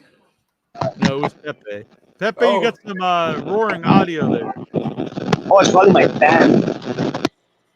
All right, It's there not we that go. I think he's in a pact with the devil, but it's just You mean just as like a host, like a TV Can you host? stop? Yes, good. Yeah, it was my fan. I have a one of them fans when you walk in the store that blast you with air. I got one of those on my ceiling, acting as a regular fan. I got you. That would be interesting if it was just straight up Dick Cavett. I think that's who was competing with him in the 70s. Oh, okay, that could be. I know all the people in the 80s, but Yeah. I'm more familiar. I was around. Right. And Dick Cavett was sort of an intellectual guy, you know? And the guy in Late Night with the Devil was intellectual. Uh-oh, we got more roaring here. Is it coming from my end? Yeah, it was coming from your end. Okay, yeah, it's because I'm in front of my AC. But yeah, I got it's hot everything. everywhere. I understand we're in a heat wave everywhere in the United States. Oh, not only that, we got sporadic rainstorms over here. Okay. So But- it's good. Pepe Poteet, long time listener, first time calling in. We played some videos when how's your leg doing? I could walk now a little bit more than what I could. I'm using the assistance of a cane, so that helps out a lot. Yeah. Well, you're lucky to still be here, I think. Yeah. Interesting story. Earlier, I had went to the store. I had bought a little jar of milk or a thing of milk, and when I got home, I was gonna eat cereal. I poured me a bowl of cereal and pour the milk in there. I eat 3 spoonfuls. I was like, one of these things ain't like the other. I look at the fucking milk container, and apparently it expired back in May of 26. Damn. We're in June the 20th. They still had it at the store. Yeah, I grabbed it from the thing, and I didn't even think nothing of it because fuck it, whatever. Yeah, if you're gonna eat it right now, you wouldn't think like they would have expired milk. Yeah. Especially a It month is old. well aged. Well aged. Oh yeah. It surprisingly, it wasn't curdled or nothing. That's why I was like, huh.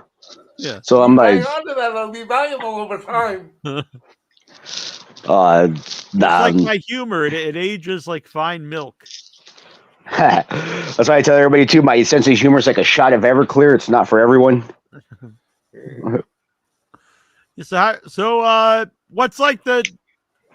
Will you eventually? Do you have to? I hate to ask this, but will you like be using a cane forever? Like what's like the? What are these? It said probably almost like a whole year. I might use a cane for before I could like more or less kind of run or whatever. But yeah, I'm pretty sure I might have to use it for like the rest of my life. I think. Oh. Well. Yeah, it's crazy because like I could feel part of my knee, like I got feeling in it, but like the top part where it got me, it I could feel it when I touch it in my fingertips, but I can't feel it in my kneecap. Like it's like numb.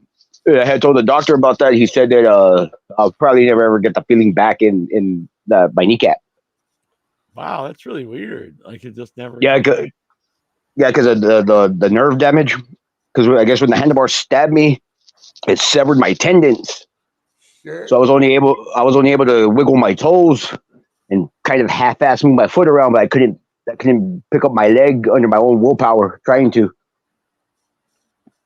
So they said they had to go in there and remove a bunch of grass, rocks, dirt, and a bunch of dead meat.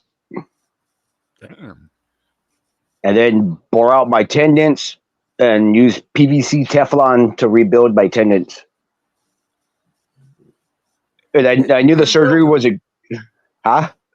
Oh, like the $600 man they can rebuild it. Mm-hmm. They have the technology. Yeah, my bills. my bill's like $20,000. So I'm like, fuck that. But yeah, I knew the surgery was a success because when they woke me up or Narcaned me out to wake me up because they said my heart slowed down too much, that I woke up screaming in pain from my leg. And I was just like, my leg, and that's how I knew everything was success because I felt my leg. Yeah. Because when I had the accident, that I couldn't. I don't know if I was so stunned from it that I couldn't feel my leg at all. I didn't even know my leg was torn open until I saw it. Yeah, that's awful. But so that's a weird thing. It's like you obviously in like terrible pain, but then also knowing like in a way there's some good to that because like you have feeling in it. Yeah. Lately, my foot has been kind of starting to fall asleep once in a while now, which I guess I'm getting feeling back in my nerves and stuff like that. Yeah. But it's weird because you know, like sometimes, like when your foot falls asleep and you step down, you feel like that lightning through it, the pain. I don't feel that in that leg. I feel it like the numbness, like it's falling asleep, but I don't feel that lightning, tingly pain, which is weird. There was a police chase earlier today down my road. Really? Yeah, it was interesting. Nah. No. I've been on probation for a year already, so I'm good. That just reminded me because I could hear sirens in the background. Yeah. Yeah, my aunt came to pick me up to take me to my doctor's appointment, and I just heard sirens, and you just see a white truck hauling ass down the road and a cop car after it. And I told my aunt, I was like, it's funny because I was like, this guy that they're chasing, he's probably never been down this road, so it's a dead end. So by the time he made it to the end of the road, he bailed out and ran into the woods. You got a lot of stuff going on there. Yeah. So, go on. Well, went away. It's still there, kind of. So I saw they're making a sequel to Smile coming out October. I like Smile. Yeah, I like Smile a lot. I was really surprised. Like I wouldn't think it would be kind of a generic movie, but I thought there's a lot more to it. You had like some stuff to do with like PTSD. I wanted to see the grit. I wanted to see the grit on that fucking cat, though. It never happened. Yeah. And then it got super weird at the end, which it seems like a lot of theatrical release movies are getting more weird, which I'm all in favor for. But yeah, I really like that. I thought it was surprisingly good. The weirder, the better. Yeah, agreed. I saw what else? Speaking of some weird stuff, is Terrifier 3. Jason Patrick's going to be in Terrifier 3. And the Lost Boys. I wish Art would play with shit as much as he does. I know by the blood. Yeah. But there's always shit. Yeah, there was a lot of shit in the second one. Yeah. Yeah. Yeah, I don't need that either. I actually like the Terrifier movies, but I'm not a big fan of feces in film either. No. Everybody poops. That's true. Yeah, but not on film. Yeah, unless you're watching a German Scheisse video, then yeah,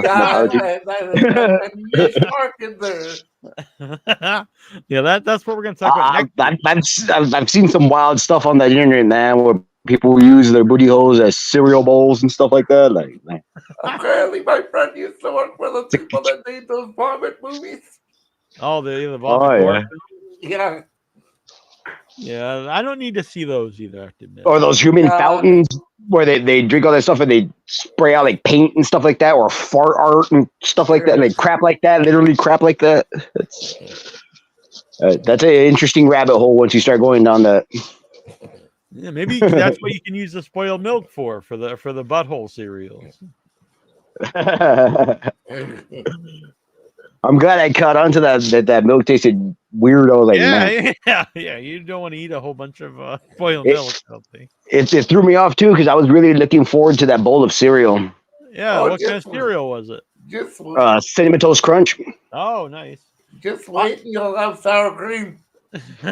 Oh, That's fine. Last night, Troy. So after we filmed a bunch of stuff for Arbor Day yesterday, and then Troy, me, and Brian went to this place in Rhode Island called Play Arcade. It's a great place. You pay a $7 cover charge, and you can play all the classic video games and pinball you want. And then, like, it's also a bar. You have to be over 21, so then you can drink and stuff. And then afterwards, we go to this place called Haven Brothers Burgers, and it's been around since the 1800s. And it's like a diner, it's a portable diner, just like a car. It's really cool. But anyway, why I brought it up was we were gonna get milkshakes. They have like 40 different, and one of them that stood out to me was cinnamon toast crunch. I was like, now that sounds like a good milkshake. that does sound good. Yeah, but by the time we finished the burgers, I was like, I don't think I can drink a milkshake. Yeah, I'm kind of craving Rice Krispie treats, but made with Cinnamon Toast Crunch now. That's a good idea. Making me hungry here. I haven't eaten dinner yet, so after the show, I gotta go make some dinner. I just ate a can of shredded chicken breast. All right. Yes, a can. You gotta get your protein. Yeah, the doctor told me too that I'm lacking vitamin D because I've been hiding from the sun. Oh, interesting. Yeah, because I'm like, well, if I can't really move around like I want to, why am I going to be outside? Mm-hmm. Because I'm slightly hindered a little bit. Yeah, I guess you have to take vitamin D supplements. Yeah, they gave me some, but then they gave me some medicine too for one thing because I think I had I don't know if I pinched a nerve or irritated the disc in my neck. So I saw The Watchers last weekend, and I heard nothing good about it. And then I knew why when I went to see it. I was like, wow, this is a very, very poor movie. And so it started out, I was actually interested in what was happening. People didn't see the ads. There's people in like and not a house, but like a room, and it's a double mirror, so they can't see out. They see a mirror, and some kind of creatures come and watch them at night. And so they combine some real, I don't want to spoil the movie, but they combine some real Irish folklore about what these creatures are. But it progressively really gets dumb, in my opinion. And they really break the rules. They set up rules in the movie. They're like, these creatures can't do certain things. And then there comes in a point in the movie that they just do them anyway. And then they're like, oh, well, they're different. And it's just a very poor film. But I will say this. It was kind of entertainingly bad because I thought it was so dumb. I was not bored. I was kind of, You kind of want to see where it goes. Yeah. So I never just wanted to leave or anything like that, which is, I would rather watch a movie that's like bad, but it's still entertaining. That's something that maybe is technically made better, but is just very dull and something that I've seen a million times, Yeah. I kind of wish they went even more over the top than they did.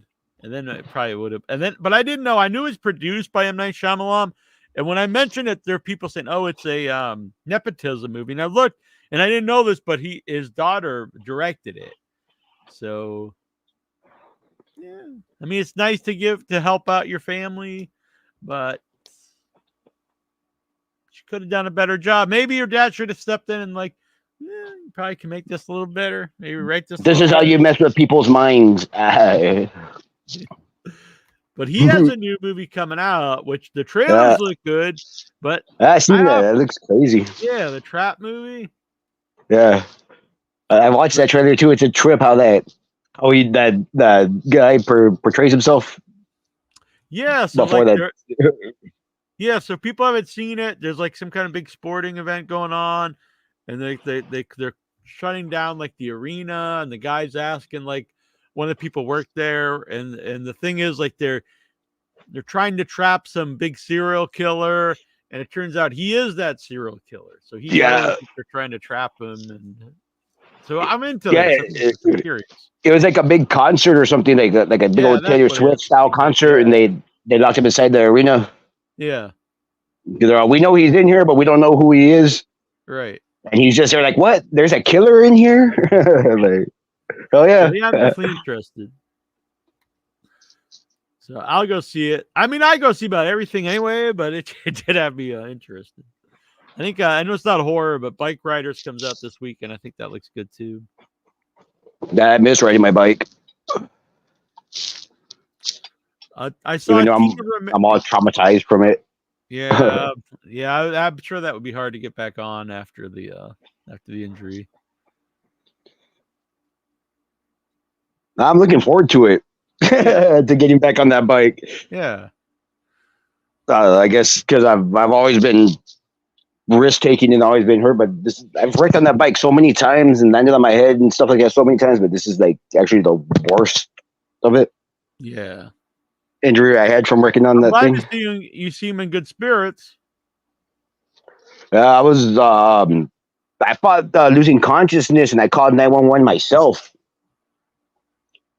And it sucks because at the same time too, my town was having a festival, so everybody's cell service was spotty and out of whack. So I called them like 4 or 5 times. But at first I called my aunt and she wouldn't answer, just to let her know, like, if I can't get a hold of them, I'm like, hey, I'm thrown over here somewhere. And then she told me to call the 911, so I called 911. And I called them like 4 or 5 times before the call went through. And I just told them, like, hey, I'm thrown over here on the side of the road. I can't. I know where I'm at, but I don't know where I'm at. Mm-hmm. And I told him the name of the road and everything else. I know I'm on the road, but I don't know if I'm in the road or if I'm thrown somewhere else. He said I was thrown like 20 feet away from the bike. Wow. Yeah, that shit was crazy. That my sprocket went bad. And so when I was going, it slipped off and it wedged into the wheel. And it made me veer off the road, and I hit a pothole, and that's the last thing I remember, just that. And then being there on the ground, like, oh, what the fuck just happened? And I tried to sit up, and as soon as I sat up, I just fell straight back, and I thought I broke my neck. And I was there looking around, waving around, like, what the fuck? Where am I? What's going on? And I looked down, I saw my leg, and I just see hamburger meat.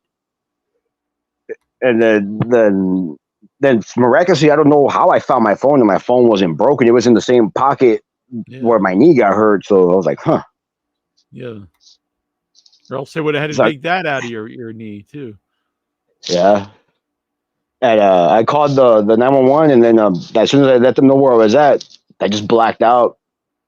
It felt like I was blacked out for like 20 minutes, but then me and my friend were doing the math about it, the timestamp and everything. I think I was thrown there for a good hour and a half before anybody found me.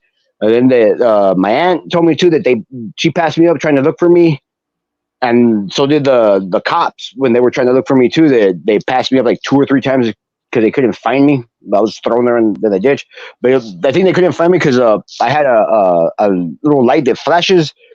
And I had grabbed it because it was on my backpack, so I grabbed my backpack and hugged it and turned it on before I blacked out. And I think they couldn't find me because their lights were on, flashing, looking for me. So it zoned out my light, and the whole time this is going on, my face was painted up like the Joker. I wonder what they thought when they saw that. They're like, yeah, I want to see the body cam footage of that because I know that. Yeah. There was 4 cops there. I know they were talking to me, and I was talking to them, but I don't really remember talking to them. But they said I was talking to them, and more or less the whole time they were like trying to arrest me, even though I'm there with a big old bump on my head, and I got a pack of hamburger meat there on my leg. But yeah, they were just harassing me bad to where like they had their flashlights in my all 4 of them had their lights in my eyes, and they're because they were asking me if I was going to town or leaving town. I was like, no, I was leaving town going home. They're like, well, you're lying because your bike is facing the opposite direction. Well, yeah, when I hit the pothole, my handlebar turned to make a sharp left, and the bike pretty much like did a flip facing the opposite direction. So the bike was thrown over there, facing like if I was going that direction, and I was thrown in that direction, the other direction. damn, that's insane. So Dustin wants to know, Sid Haig, did you ever do an interview with him? In fact, Dustin. Sid Haig was the very first guest on the very first episode of Without Your Head. Well, the second episode. The first episode, we talked about our favorite horror movies. Just our first guest on the show, the second episode, was Sid Haig. So yeah, the first guest. I also did a video interview with him with Annabelle at Rock and Shock, and I hosted a couple Q&As with Sid Haig. One was it was House of a Thousand Corpses, the 10th anniversary reunion, which was 10 years ago. So it was him and Bill Moseley and a lot of people, the cast, Dr. Satan. And then I also did a panel with him and Bill Moseley together at and I don't know where that one. The other one was L.A. I'm not sure where that one was. And maybe Atlanta. Bill Moseley and Sid Haig. So yeah, Sid Haig was a big part of the show. He also put in a good word with me to host panels at conventions. That's why one of the reasons I started hosting panels. So yes, Sid was a big part of Without Your Head becoming a thing. Damn, Dustin says, stay off the motorcycles. They scare me when I'm driving. I think 4 wheels are more dangerous than 2 wheels. But it could also be, I was raised around motorcycles pretty much my whole life.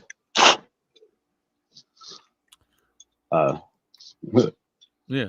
I'm more scared of wrecking in a car than wrecking on a bike. Yeah. Well, it's like people have the fear of flying in a plane, but like it's, statistically much safer than flying or driving in a car. Definitely more safer than flying in a car, I guess. I guess you don't want to try to fly in a car, but I barely caught on to that. I was like, what? Go fly the car up this building and fly down this road. It's probably not a good idea. Tina Romero, which is the daughter of George Romero, is making her own zombie film, Queens of the Dead. Oh, yeah. So here's a quote from her. My dad's zombies were always reflecting what was going on in the world, and I almost feel a responsibility to take the torch and keep the Romero zombie alive, upholding, respecting, paying homage to it, while also introducing myself and my own voice as a filmmaker and my own perspective, which is different from his. It takes place over one night at the beginning of The Dead Rising. We find ourselves at a big warehouse party in Bushwick. We've got a party promoter for whom everything's going wrong, and her lead act was dropped out, so she needs to call upon a friend, a retired drag queen, to resurrect his drag, to come and save the night. And it turns out to be a night of many resurrections. So yeah, I thought when I first read it was gonna be like Queens is like it's women, but I think this is a drag queen zombie movie, which is I don't know if it's been done before. So Isn't there another one called Slay? I remember hearing something about that, but I don't remember too much about it. It's like a horror drag queen. Yeah, we actually had the guys who made it. That was what was it? Death Drop Gorgeous was one. Okay. It was made near us in Rhode Island, and it had like real drag queens in it from the area. There was one of my brother Troy. That was like his favorite horror movie that year. Oh, yeah. Him and his girlfriend they're going actually. Troy, his girlfriend, and our mom are going to a drag brunch this weekend in town. I think my cousin just went to a drag show last week. Yeah, and then there's that one show. I forget the name of it. It's the something brothers, and it's like a horror themed drag show. Yeah, the Boulay brothers. Yeah. We had them on the show a while back. Yeah, Dragula, I think. I like that. I play on words. Yeah. That's awesome. So that's interesting. I like if you're gonna do zombies, you have to do like something new with it. So that's interesting. Yeah. Dustin does not like flying either. What do you do, I've never Dustin? been in a plane. I just imagine Dustin now. He's just sitting around. He's like, I'm not leaving here. Yeah. That was pretty much a hermit since before all that pandemic, everything happened. So I said earlier, let me post some of these photos. So earlier, yesterday, Troy, myself, Brian, and Andrew, we filmed some stuff for the upcoming Without Your Hit film Arbor Day. And here is the first photos of Arbor Day, which will be coming soon. So there we are. There's me, Brian, Andrew, and Troy's over here walking across the bridge from the regular world into the woods of Arbor Day. So yeah, it'll be fun. You look like MacGyver. That's Steve. That's my character, Steve. What's his name? Richard Dean Anderson. Yeah, I've never watched MacGyver actually. But yeah, this will be Brian's first acting role.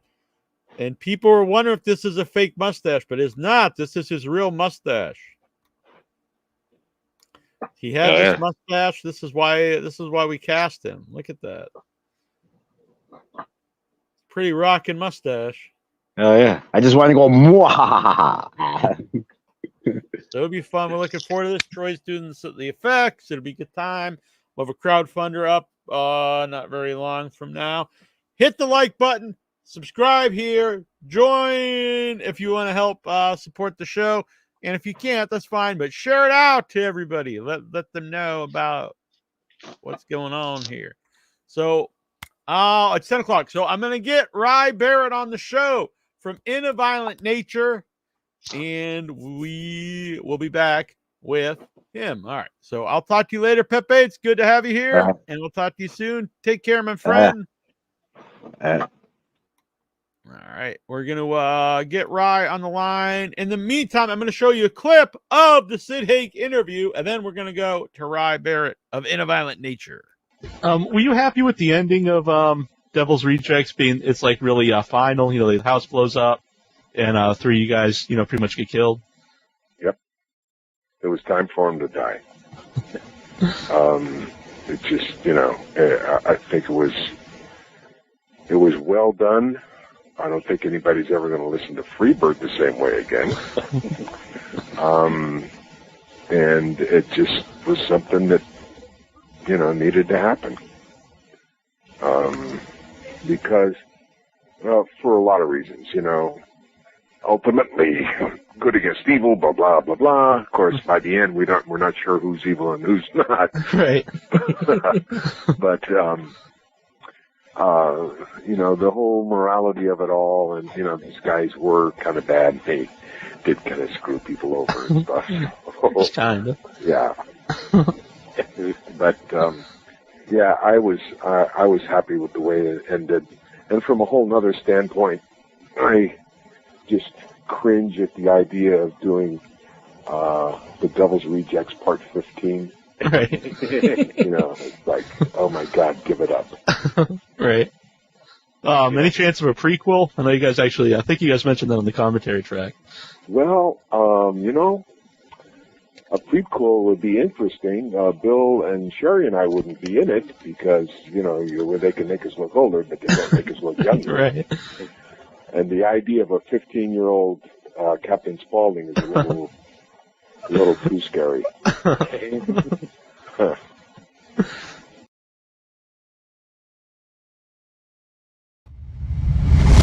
Welcome to the station of decapitation without your head. I'm Nasty Neal, and I'm joined by Rye Barrett, Johnny of In a Violent Nature. It's very cool to have you here. Yeah, thanks for having me, man. Cheers. Yeah. So how did you get involved in Violent Nature? Well, it was I got an email about the project, and I knew that they had already started shooting. They'd shot a bunch of the film ahead of time and ran into a bunch of problems. And they actually lost their actor who was going to be the Johnny. And then they went through a handful of other people. I think even like some crew people tried to step in, and it just wasn't working.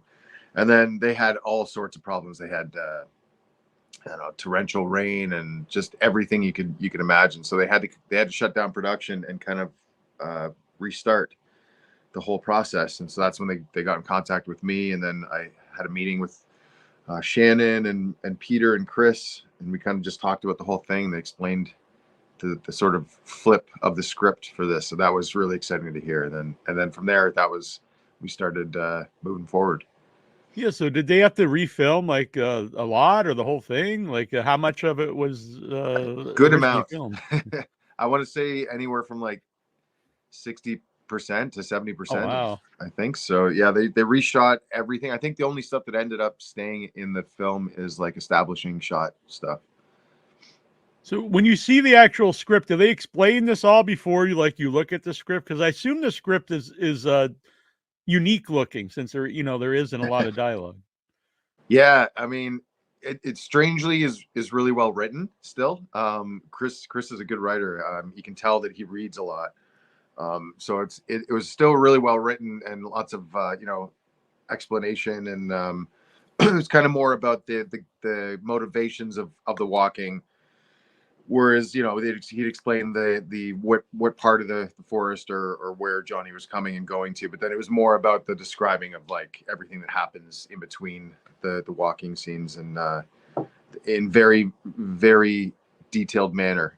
So all that gruesome stuff was in the script line for line. Yeah. And it all ended up on screen. Was the script really technical? Because like a lot of the scenes, like to work, like I can't imagine they'd be just like, oh, just improvise something, because like when you walk around the cabin, like everything's very like, it would have to be specific to nail it. It was very technical. And I think that's one of the things that like some people watch it and they're just like, oh, it's just a guy walking in the woods, and I mean there's definitely that aspect to it, but it's very much like a puzzle of a film. All these little elements had to kind of piece together in order to form what it is.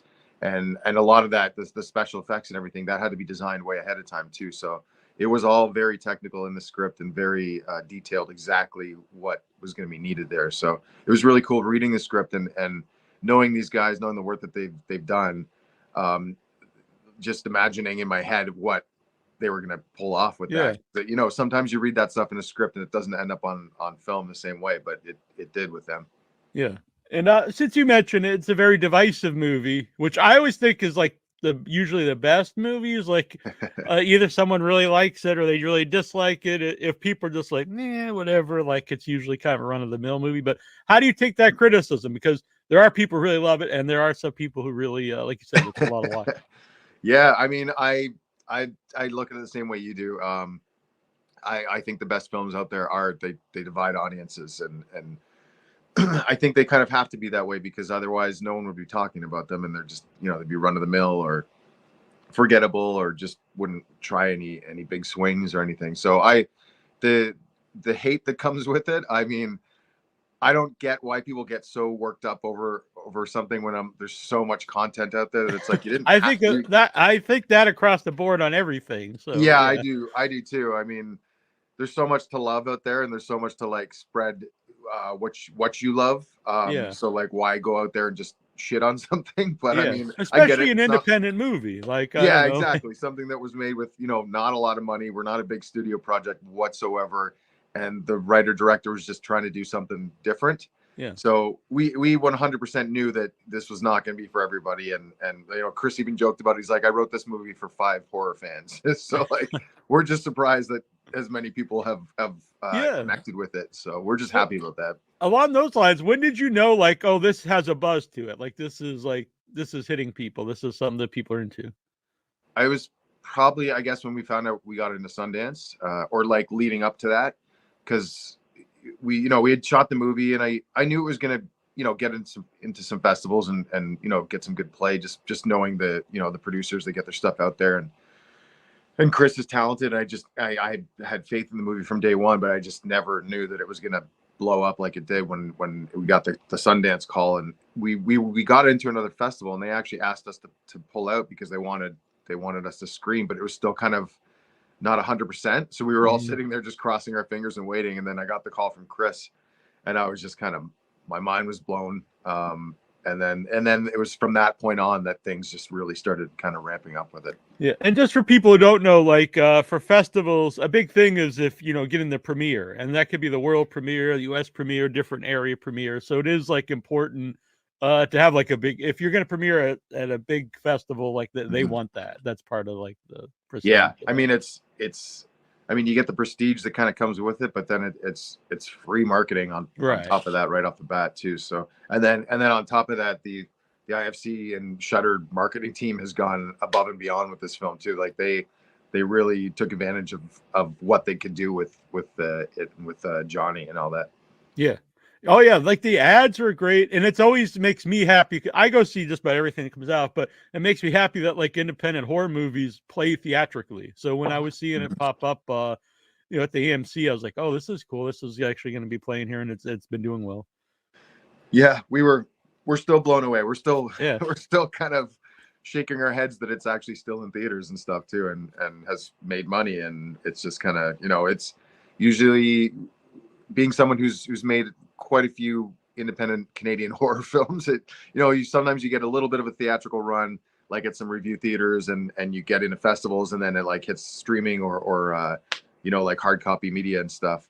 So for this to be doing what it's doing, we're just kind of it's wild. Yeah. So when you said Chris said like we're making this movie for 5 horror fans, so I assume you're a slasher fan, because I think the movie like makes the most sense if you're a long-term slasher fan, because it's like, well, what was Jason doing in between all these other things happening? Like, how do people get from point A to point B?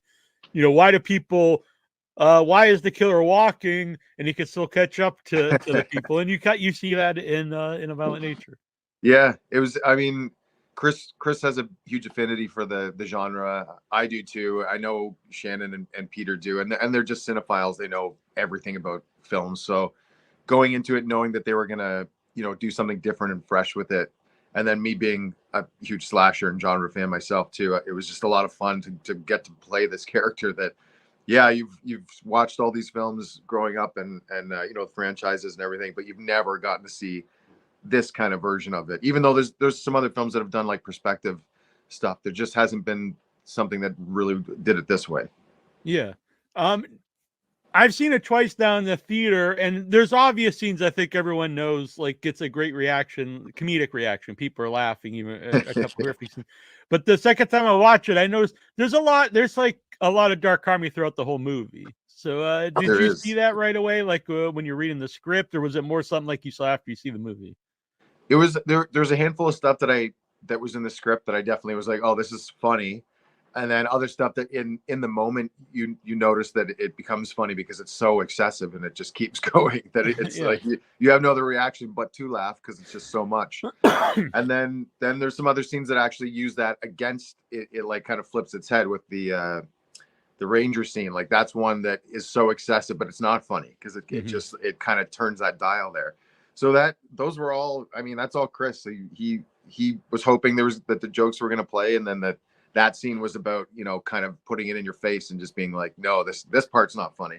Yeah. But it was all kind of plays with the audience. Like, so it's like you said, when there's a lot of walking, so parts of it's kind of like, does it really matter the people's conversation, since we're really just wanting to see the kills? So then when you're kind of in that mindset, then you said like the Ranger, it's like, oh yeah, well, should we be laughing at people getting killed? So there's a lot more to the movie, I think, than just the idea of a slasher movie. Yeah, exactly. And I mean, some of the laughs were a surprise too. Like when you watch it with the crowd, you forget a certain moment, and then all of a sudden there's a laugh there, and you're laughing with them. So it just it works. It's yeah.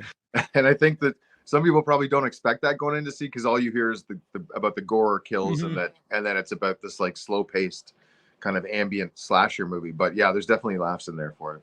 Yeah, and both times I saw it, it was in Boston, and people really responded positively to the movie. You could feel like they were into it, and there was big laughs during, especially one particular kill.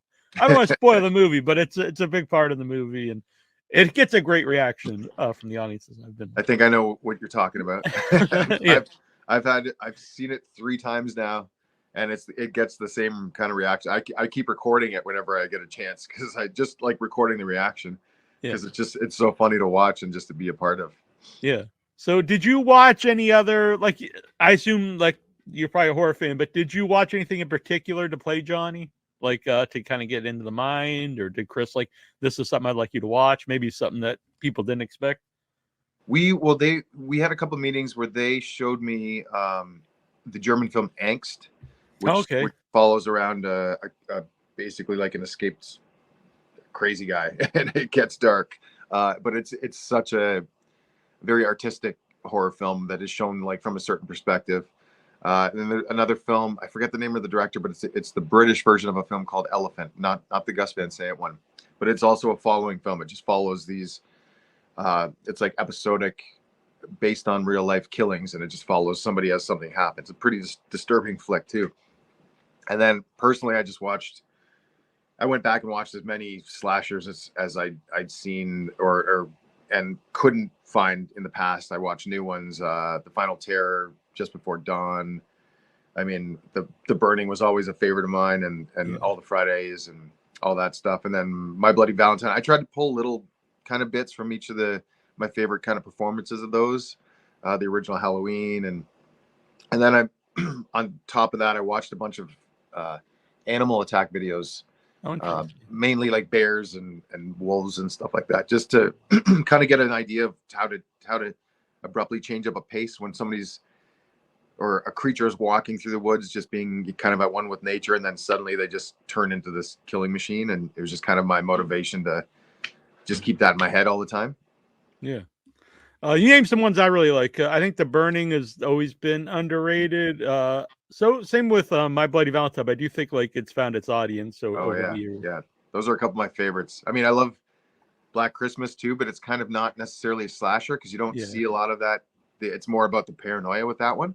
Mm-hmm. But The Burning and My Bloody Valentine are like they're up there. Yeah, and I always like it when there's some different weapons of murder. So you got pickaxe and you get the hedge clippers, but and you've got hooks, which are fantastic in the movie. Yeah, that was Chris trying to come up with something like that, like iconic, like exactly what you're saying. Jason's got his machete, and Leatherface has his chainsaw, and then he wanted to do something with Johnny that he could be creative with those weapons. So yeah. He tries to get creative. Yeah, not just I think when you hear the engine revving, I think probably a lot of horror fans like, oh, here comes a chainsaw scene, and then yeah, exactly. How difficult was the log splitter scene? Because like it seems like it's all like in camera, and like watching the second time, I was like kind of watching it. First time I just watched it as a movie. Second time I was watching like that scene, trying to see like where the cuts were. The technical, yeah. That was the last scene we shot for the movie that I was with them. If they might have done other pickups, but that was the last scene we shot. It like right before Christmas. I want to say 2022. It must have been. So they had always wanted to go back and shoot that scene because we had only shot the stuff up to the Ranger being dragged inside of the cabin. But Chris always wanted to get that in there, and it was just kind of always a question of we couldn't. He couldn't find a log splitter the way that he wanted it to kind of use it in the film. They were searching it and sourcing it, and it just didn't have a mean enough look. So he actually ended up designing and building that log splitter himself, and it's actually manually run. Like that thing it's not real. So there was somebody like pushing the pipe through, and like somebody else was off camera just slightly shaking it so it has that motorized look. But so he built that whole thing. We ended up shooting that right before the holidays, and there was so much blood. Like that scene was supposed to go on. They were going to actually do each limb and then end with the head. But by the time they did the first arm, and then they're like, the blood just started flowing. There's so much of it that they're like, I think Chris made a decision at the moment. It was like, you know what? He's like, we don't need to do, because it would have gone on. Yeah, I feel like a 20-minute scene. It would have kept going. But I think he realized in the moment, he's like, you know what? We got enough. We got enough to make this scene work. And it was honestly a logistic thing too, because I couldn't. It was a locked off shot so that they could do the effect with Reese, who played the Ranger, and so they can make it look like his eyes are still blinking. Yeah. And then you got to bring in the dummy, but then you can't mess up the blood with footprints, or else it's not going to match. Yeah. So it was kind of a logistic thing too that just kind of had to work that way. But I mean, I think it works. It's pretty gruesome. Yeah, no, it definitely works. And I love that you see the eyes, because I was like, oh, well, he's there then. And so, but it worked both times I saw. And my brother, for some reason, I don't know why, but he knew what a log splitter was right away when I watched it with him the second time. And he was like, "Oh, it's a log splitter." I'm like, "How did you know that?" Yeah, like there's ones they do exist that are like that, but that's a very specific. He wanted it to look just gnarly and like have kind of a really industrial old school look to it. Yeah. So yeah, he built that. So when you were talking about like going over, or it's in the script, like the motivations of the different walking and I guess just of the character, like what is it like to film those scenes? Because I assume they're a little bit even longer than you cut them down.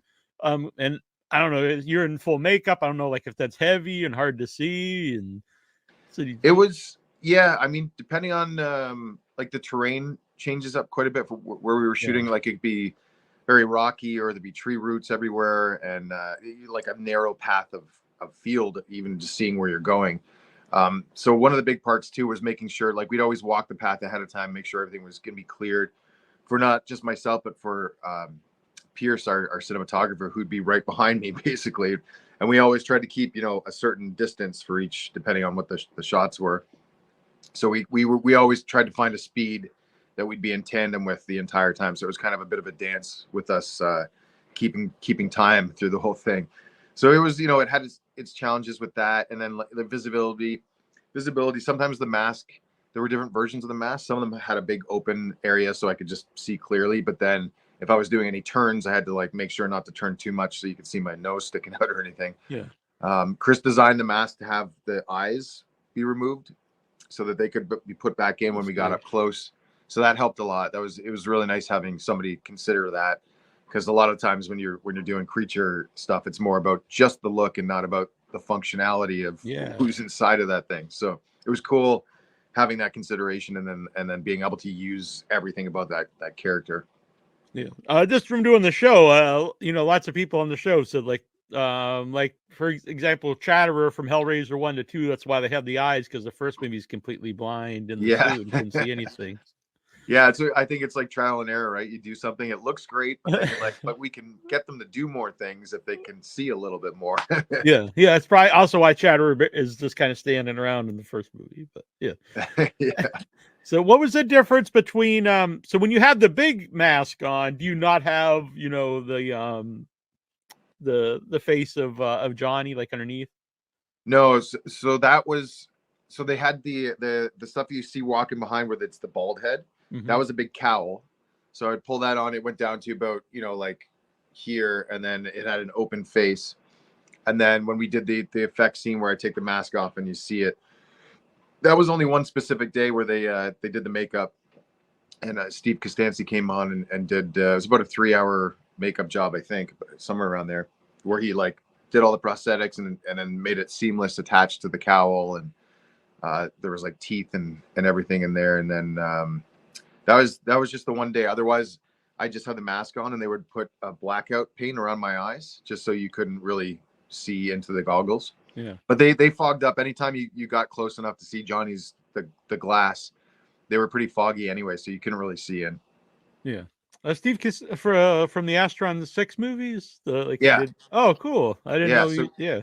So him and Chris Nash are good friends. They go way back, and they've done a bunch of work together. So they together kind of designed the kills, and Kostansky helped, or I don't know who did the most of everything, but they literally formed all the body parts and all the special effects and everything too. So it was he kind of, I think, did it ahead of time, did the designs and everything, and then on the day there was other special effects people there and kind of helped out with everything. Oh, cool. Yeah, he's been on the show a few times. I'm a big fan. Yeah, I actually didn't know that. So very cool, a very talented guy.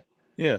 And so when you said going over the motivation, there's like backstory to your character throughout the movie, and you really don't even know what Johnny really is at times. You know what I mean? That's because it's all like legend and stuff.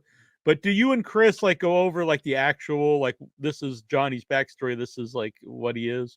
And you have to tell me what it is, but do you yourself know? I mean, we a little bit, like to a degree that it's like we know that this is it like a supernatural character, creature coming back from the dead, but then not too much in detail about that, because it's also, I think part of the mystery adds to like the creepiness of a character. I think that's the thing with like Michael Myers and Jason. The less you know about them, really, kind of Yeah, because usually when not always, but usually when they do like a prequel origin story of like a character, it's not that great because it's like, I think Yeah, I'd rather not know than have it this or something. Yeah, I mean, it can work, but Mhm. I feel like it's creepier when you know less. Yeah. Like it just when you can't see that face behind the mask and you just see the actions, I find it just adds a little more I don't know, just mystique to it. And but yeah, we talked. I mean, we talked about what he is, and there's the story in the film, and it's kind of part of the thing too is the film is kind of supposed to feel like it's like the second or third entry in like this series. So it leaves open room for what that story is ahead of time, and there's probably 2 stories before this, and then I don't know if Yeah, there's the if there Ranger are character especially brings up that there's been 2 stories. yeah, exactly. Like the Ranger could be, he could be easily in a prequel, and then there'd be a story before that even too. So Mhm. it's kind of there's a lot of room there to play around with if we get the chance to do anything else. Yeah. So it's probably too early to know, but would that be something that do you know of that like would be in the works, or it's something you guys would like to do? I know it's definitely being taught. It was one of those things I think early on that there was never a plan for a sequel because it's kind of got that, that original Halloween ending that, Johnny's still out there, and spoiler alert, but just to kind of keep that, the fear of him just being unknown and where he is. But I know it's also one of those things too where we're like, they made it. There's a whole lot of sequels to Halloween too. So if the demand's there and there's a good idea behind it, I think at this point Chris is probably just like writing a whole bunch of ideas down and being like, this might work. Or Yeah, because like you said, it could be like part 1. This could be part 3. You could do part 1 or part 2 the second, or you could go what happens after exactly, this to part yeah. 4. He So could go back in time and tell a prequel, or he could divide and tell half of the prequel and then jump forward. yeah, Because that it's a movie that's sort of different than the formula in general. You can kind of do anything with it. So I think that's a bit of a cool freedom to have for working in sequels. Yeah. When we talked earlier about the divisiveness of the movie, when you watch it with audiences, could you tell that? Or I don't know if like a festival audience might be a little bit different than like a general audience. Yeah, I was really wondering about that actually too, because when you do watch it with the festival, it's always, you've got your very knowledgeable film people there, and then sometimes there's just some general audience too, but you're always expecting it to be like slightly different. Yeah. And from what I've seen, I've gone to a couple festival screenings and then a couple of public screenings now, and it seems like the same reactions. Like it seems like all the same beats and the right laughs at the right time. And like I was in a Cineplex and just recorded the audience during the yoga scene, and it was the same thing. There was one guy just yelling and hooting and hollering and clapping at the end of everything too. So yeah, it's fun to see. It's unexpected every time still, but you're still just like, yes, all right, they got it. I do kind of a theory about even though I just asked it, but I do think because there are more weird movies being released at the theater than there used to be.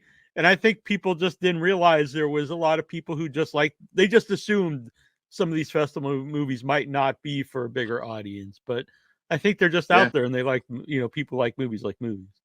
I totally agree too. I think we have such a broad audience of people out there that like there's going to be something for everybody in no matter what area, but you just never know who's going to show up for what. But obviously this is kind of out there enough that people are looking for something like this, or at least willing to take a chance to check it out.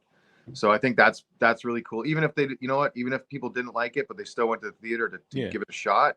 I personally appreciate that because I just think it's such a cool thing to go and just see something different. Even if like I do it, I'll go see something if I hear that it's, a different experience and I'll check it out. I might not like it, but I'll appreciate the effort. Yeah, and it's definitely a movie that people will debate and talk about. It's not, I don't think, I'm sure there are people who don't care one way or the other, but I see people talking about it as opposed to like they just go see it and whatever, they forget about it. But, people actually talk about it afterwards. Yeah, which is so cool. And I it's funny, I've hopped onto a bunch of random threads of either a post about it or something and just read all the comments. And there's some people who passionately hate this film and, yeah. like call it everything in the book, and it's it's fine. there's always somebody who's defending it right after that comment too. So it's cool just seeing people being so either heated about it or protective of it, and no matter what, it's like if you're talking about the film, then that's a success for us. So yeah, and one of our reviewers, Troy Mikowski, he loved it, and so his review's up on the website. Oh, cool. Yeah, I think that was the one I read. I think you guys posted, right? Yeah, that was a great review. I really appreciated that. Yeah, he really dug it a lot. So, In a Violent Nature, it's still playing the theater. I was in Boston last night, and I saw it was still playing, which made me happy. And Awesome. Since it's come out now, I've seen like you're going to do conventions, so it's already changed part of your life, I think.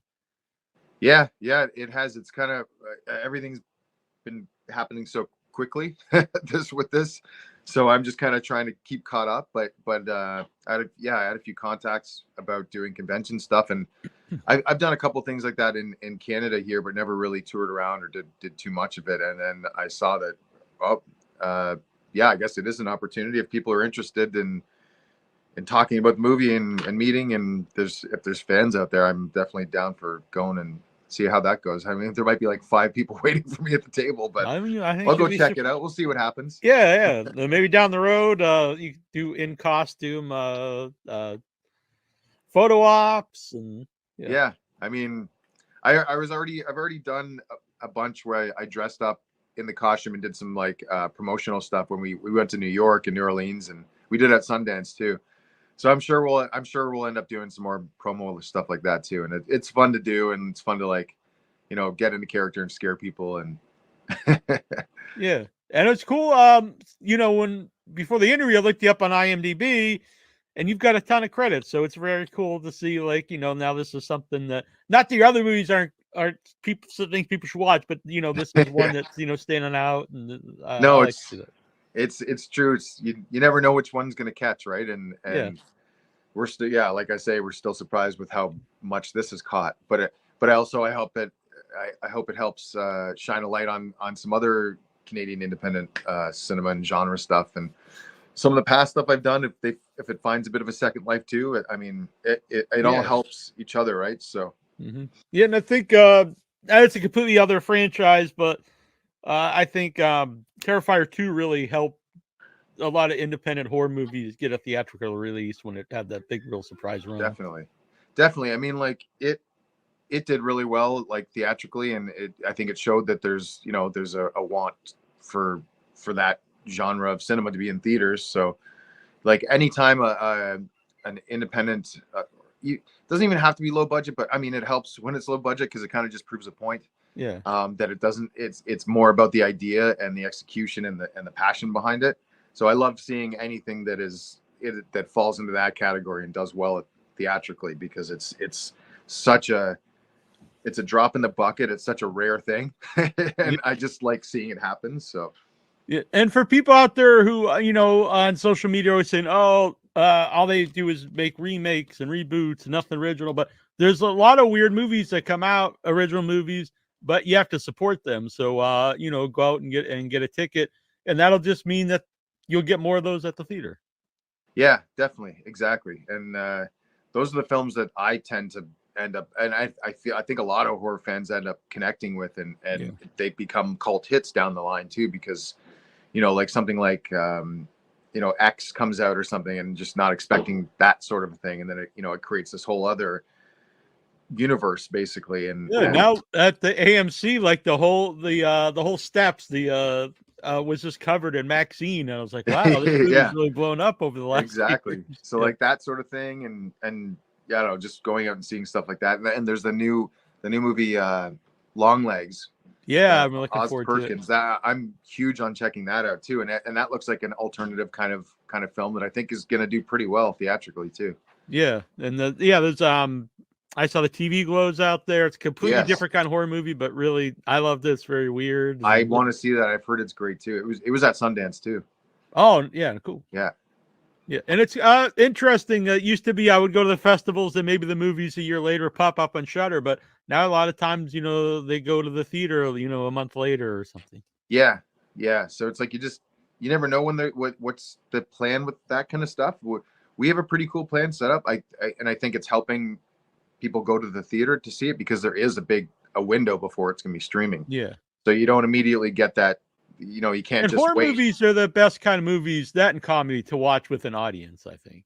Yeah, I agree. You get that communal experience. So it's a lot of fun. And like this one specifically, it makes you focus. I mean, because this also is the type of movie that you could probably put on at a Halloween party and just let play in the background. You can just kind of let it chill out.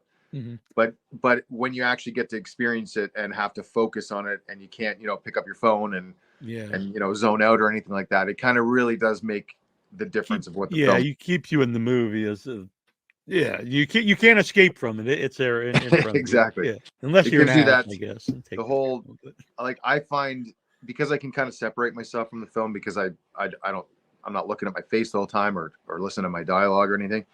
I liked being able to just sit down and watch it and kind of have this mesmerizing effect where, you know, it's just you're with this character walking through the woods, and then it just amps into complete carnage and then goes right back to this calm, kind of relaxing tone. And I really appreciate how, like, I know I'm absolutely biased, but I appreciate how it like calms you and then shakes you up and then calms you again, and it just keeps kind of doing that. Yeah, and I love the ending. I know that's another one that really separates people, but I think it really works and has maybe the most tension in the movie, oddly enough. But it's a great ending, and I'm a big fan of Lauren and Andrea there, and they did such a great job with that scene too. And I specifically love it. Like Chris said that basically that was, he wanted to explore the idea of what's that conversation that happened at the end of Texas Chainsaw Massacre after she was rescued and they drive away. He's like, what was that conversation afterwards? And it you know, it does relate to the film itself, but it's kind of its own thing. And you got this buildup of this character that's just out there, so it just keeps that tension kind of hanging the whole time. Yeah. So I appreciate it too. Yeah, that's a good way to put it. The ending of, you know, several movies, but especially Texas Chainsaw Massacre. What does the final girl, what, you know, because how could someone relate to what just happened to them? Exactly. Yeah. Where does it go from there? Yeah. And then it doesn't really stop. It keeps going. So anyway, I really appreciate doing this, and thanks to Kat for setting this up. Yeah, you know, thanks a lot, guys. This is it's a lot. Yeah. Cheers, Kat. Yeah, and congratulations on the movie, and soon you'll be too big to come back on the show. But if not, it'll be cool to have you back sometime. Well, I doubt that'll happen. that would just be my head getting too big. Sure. All right. Thanks. Cheers, man. Thanks for having me.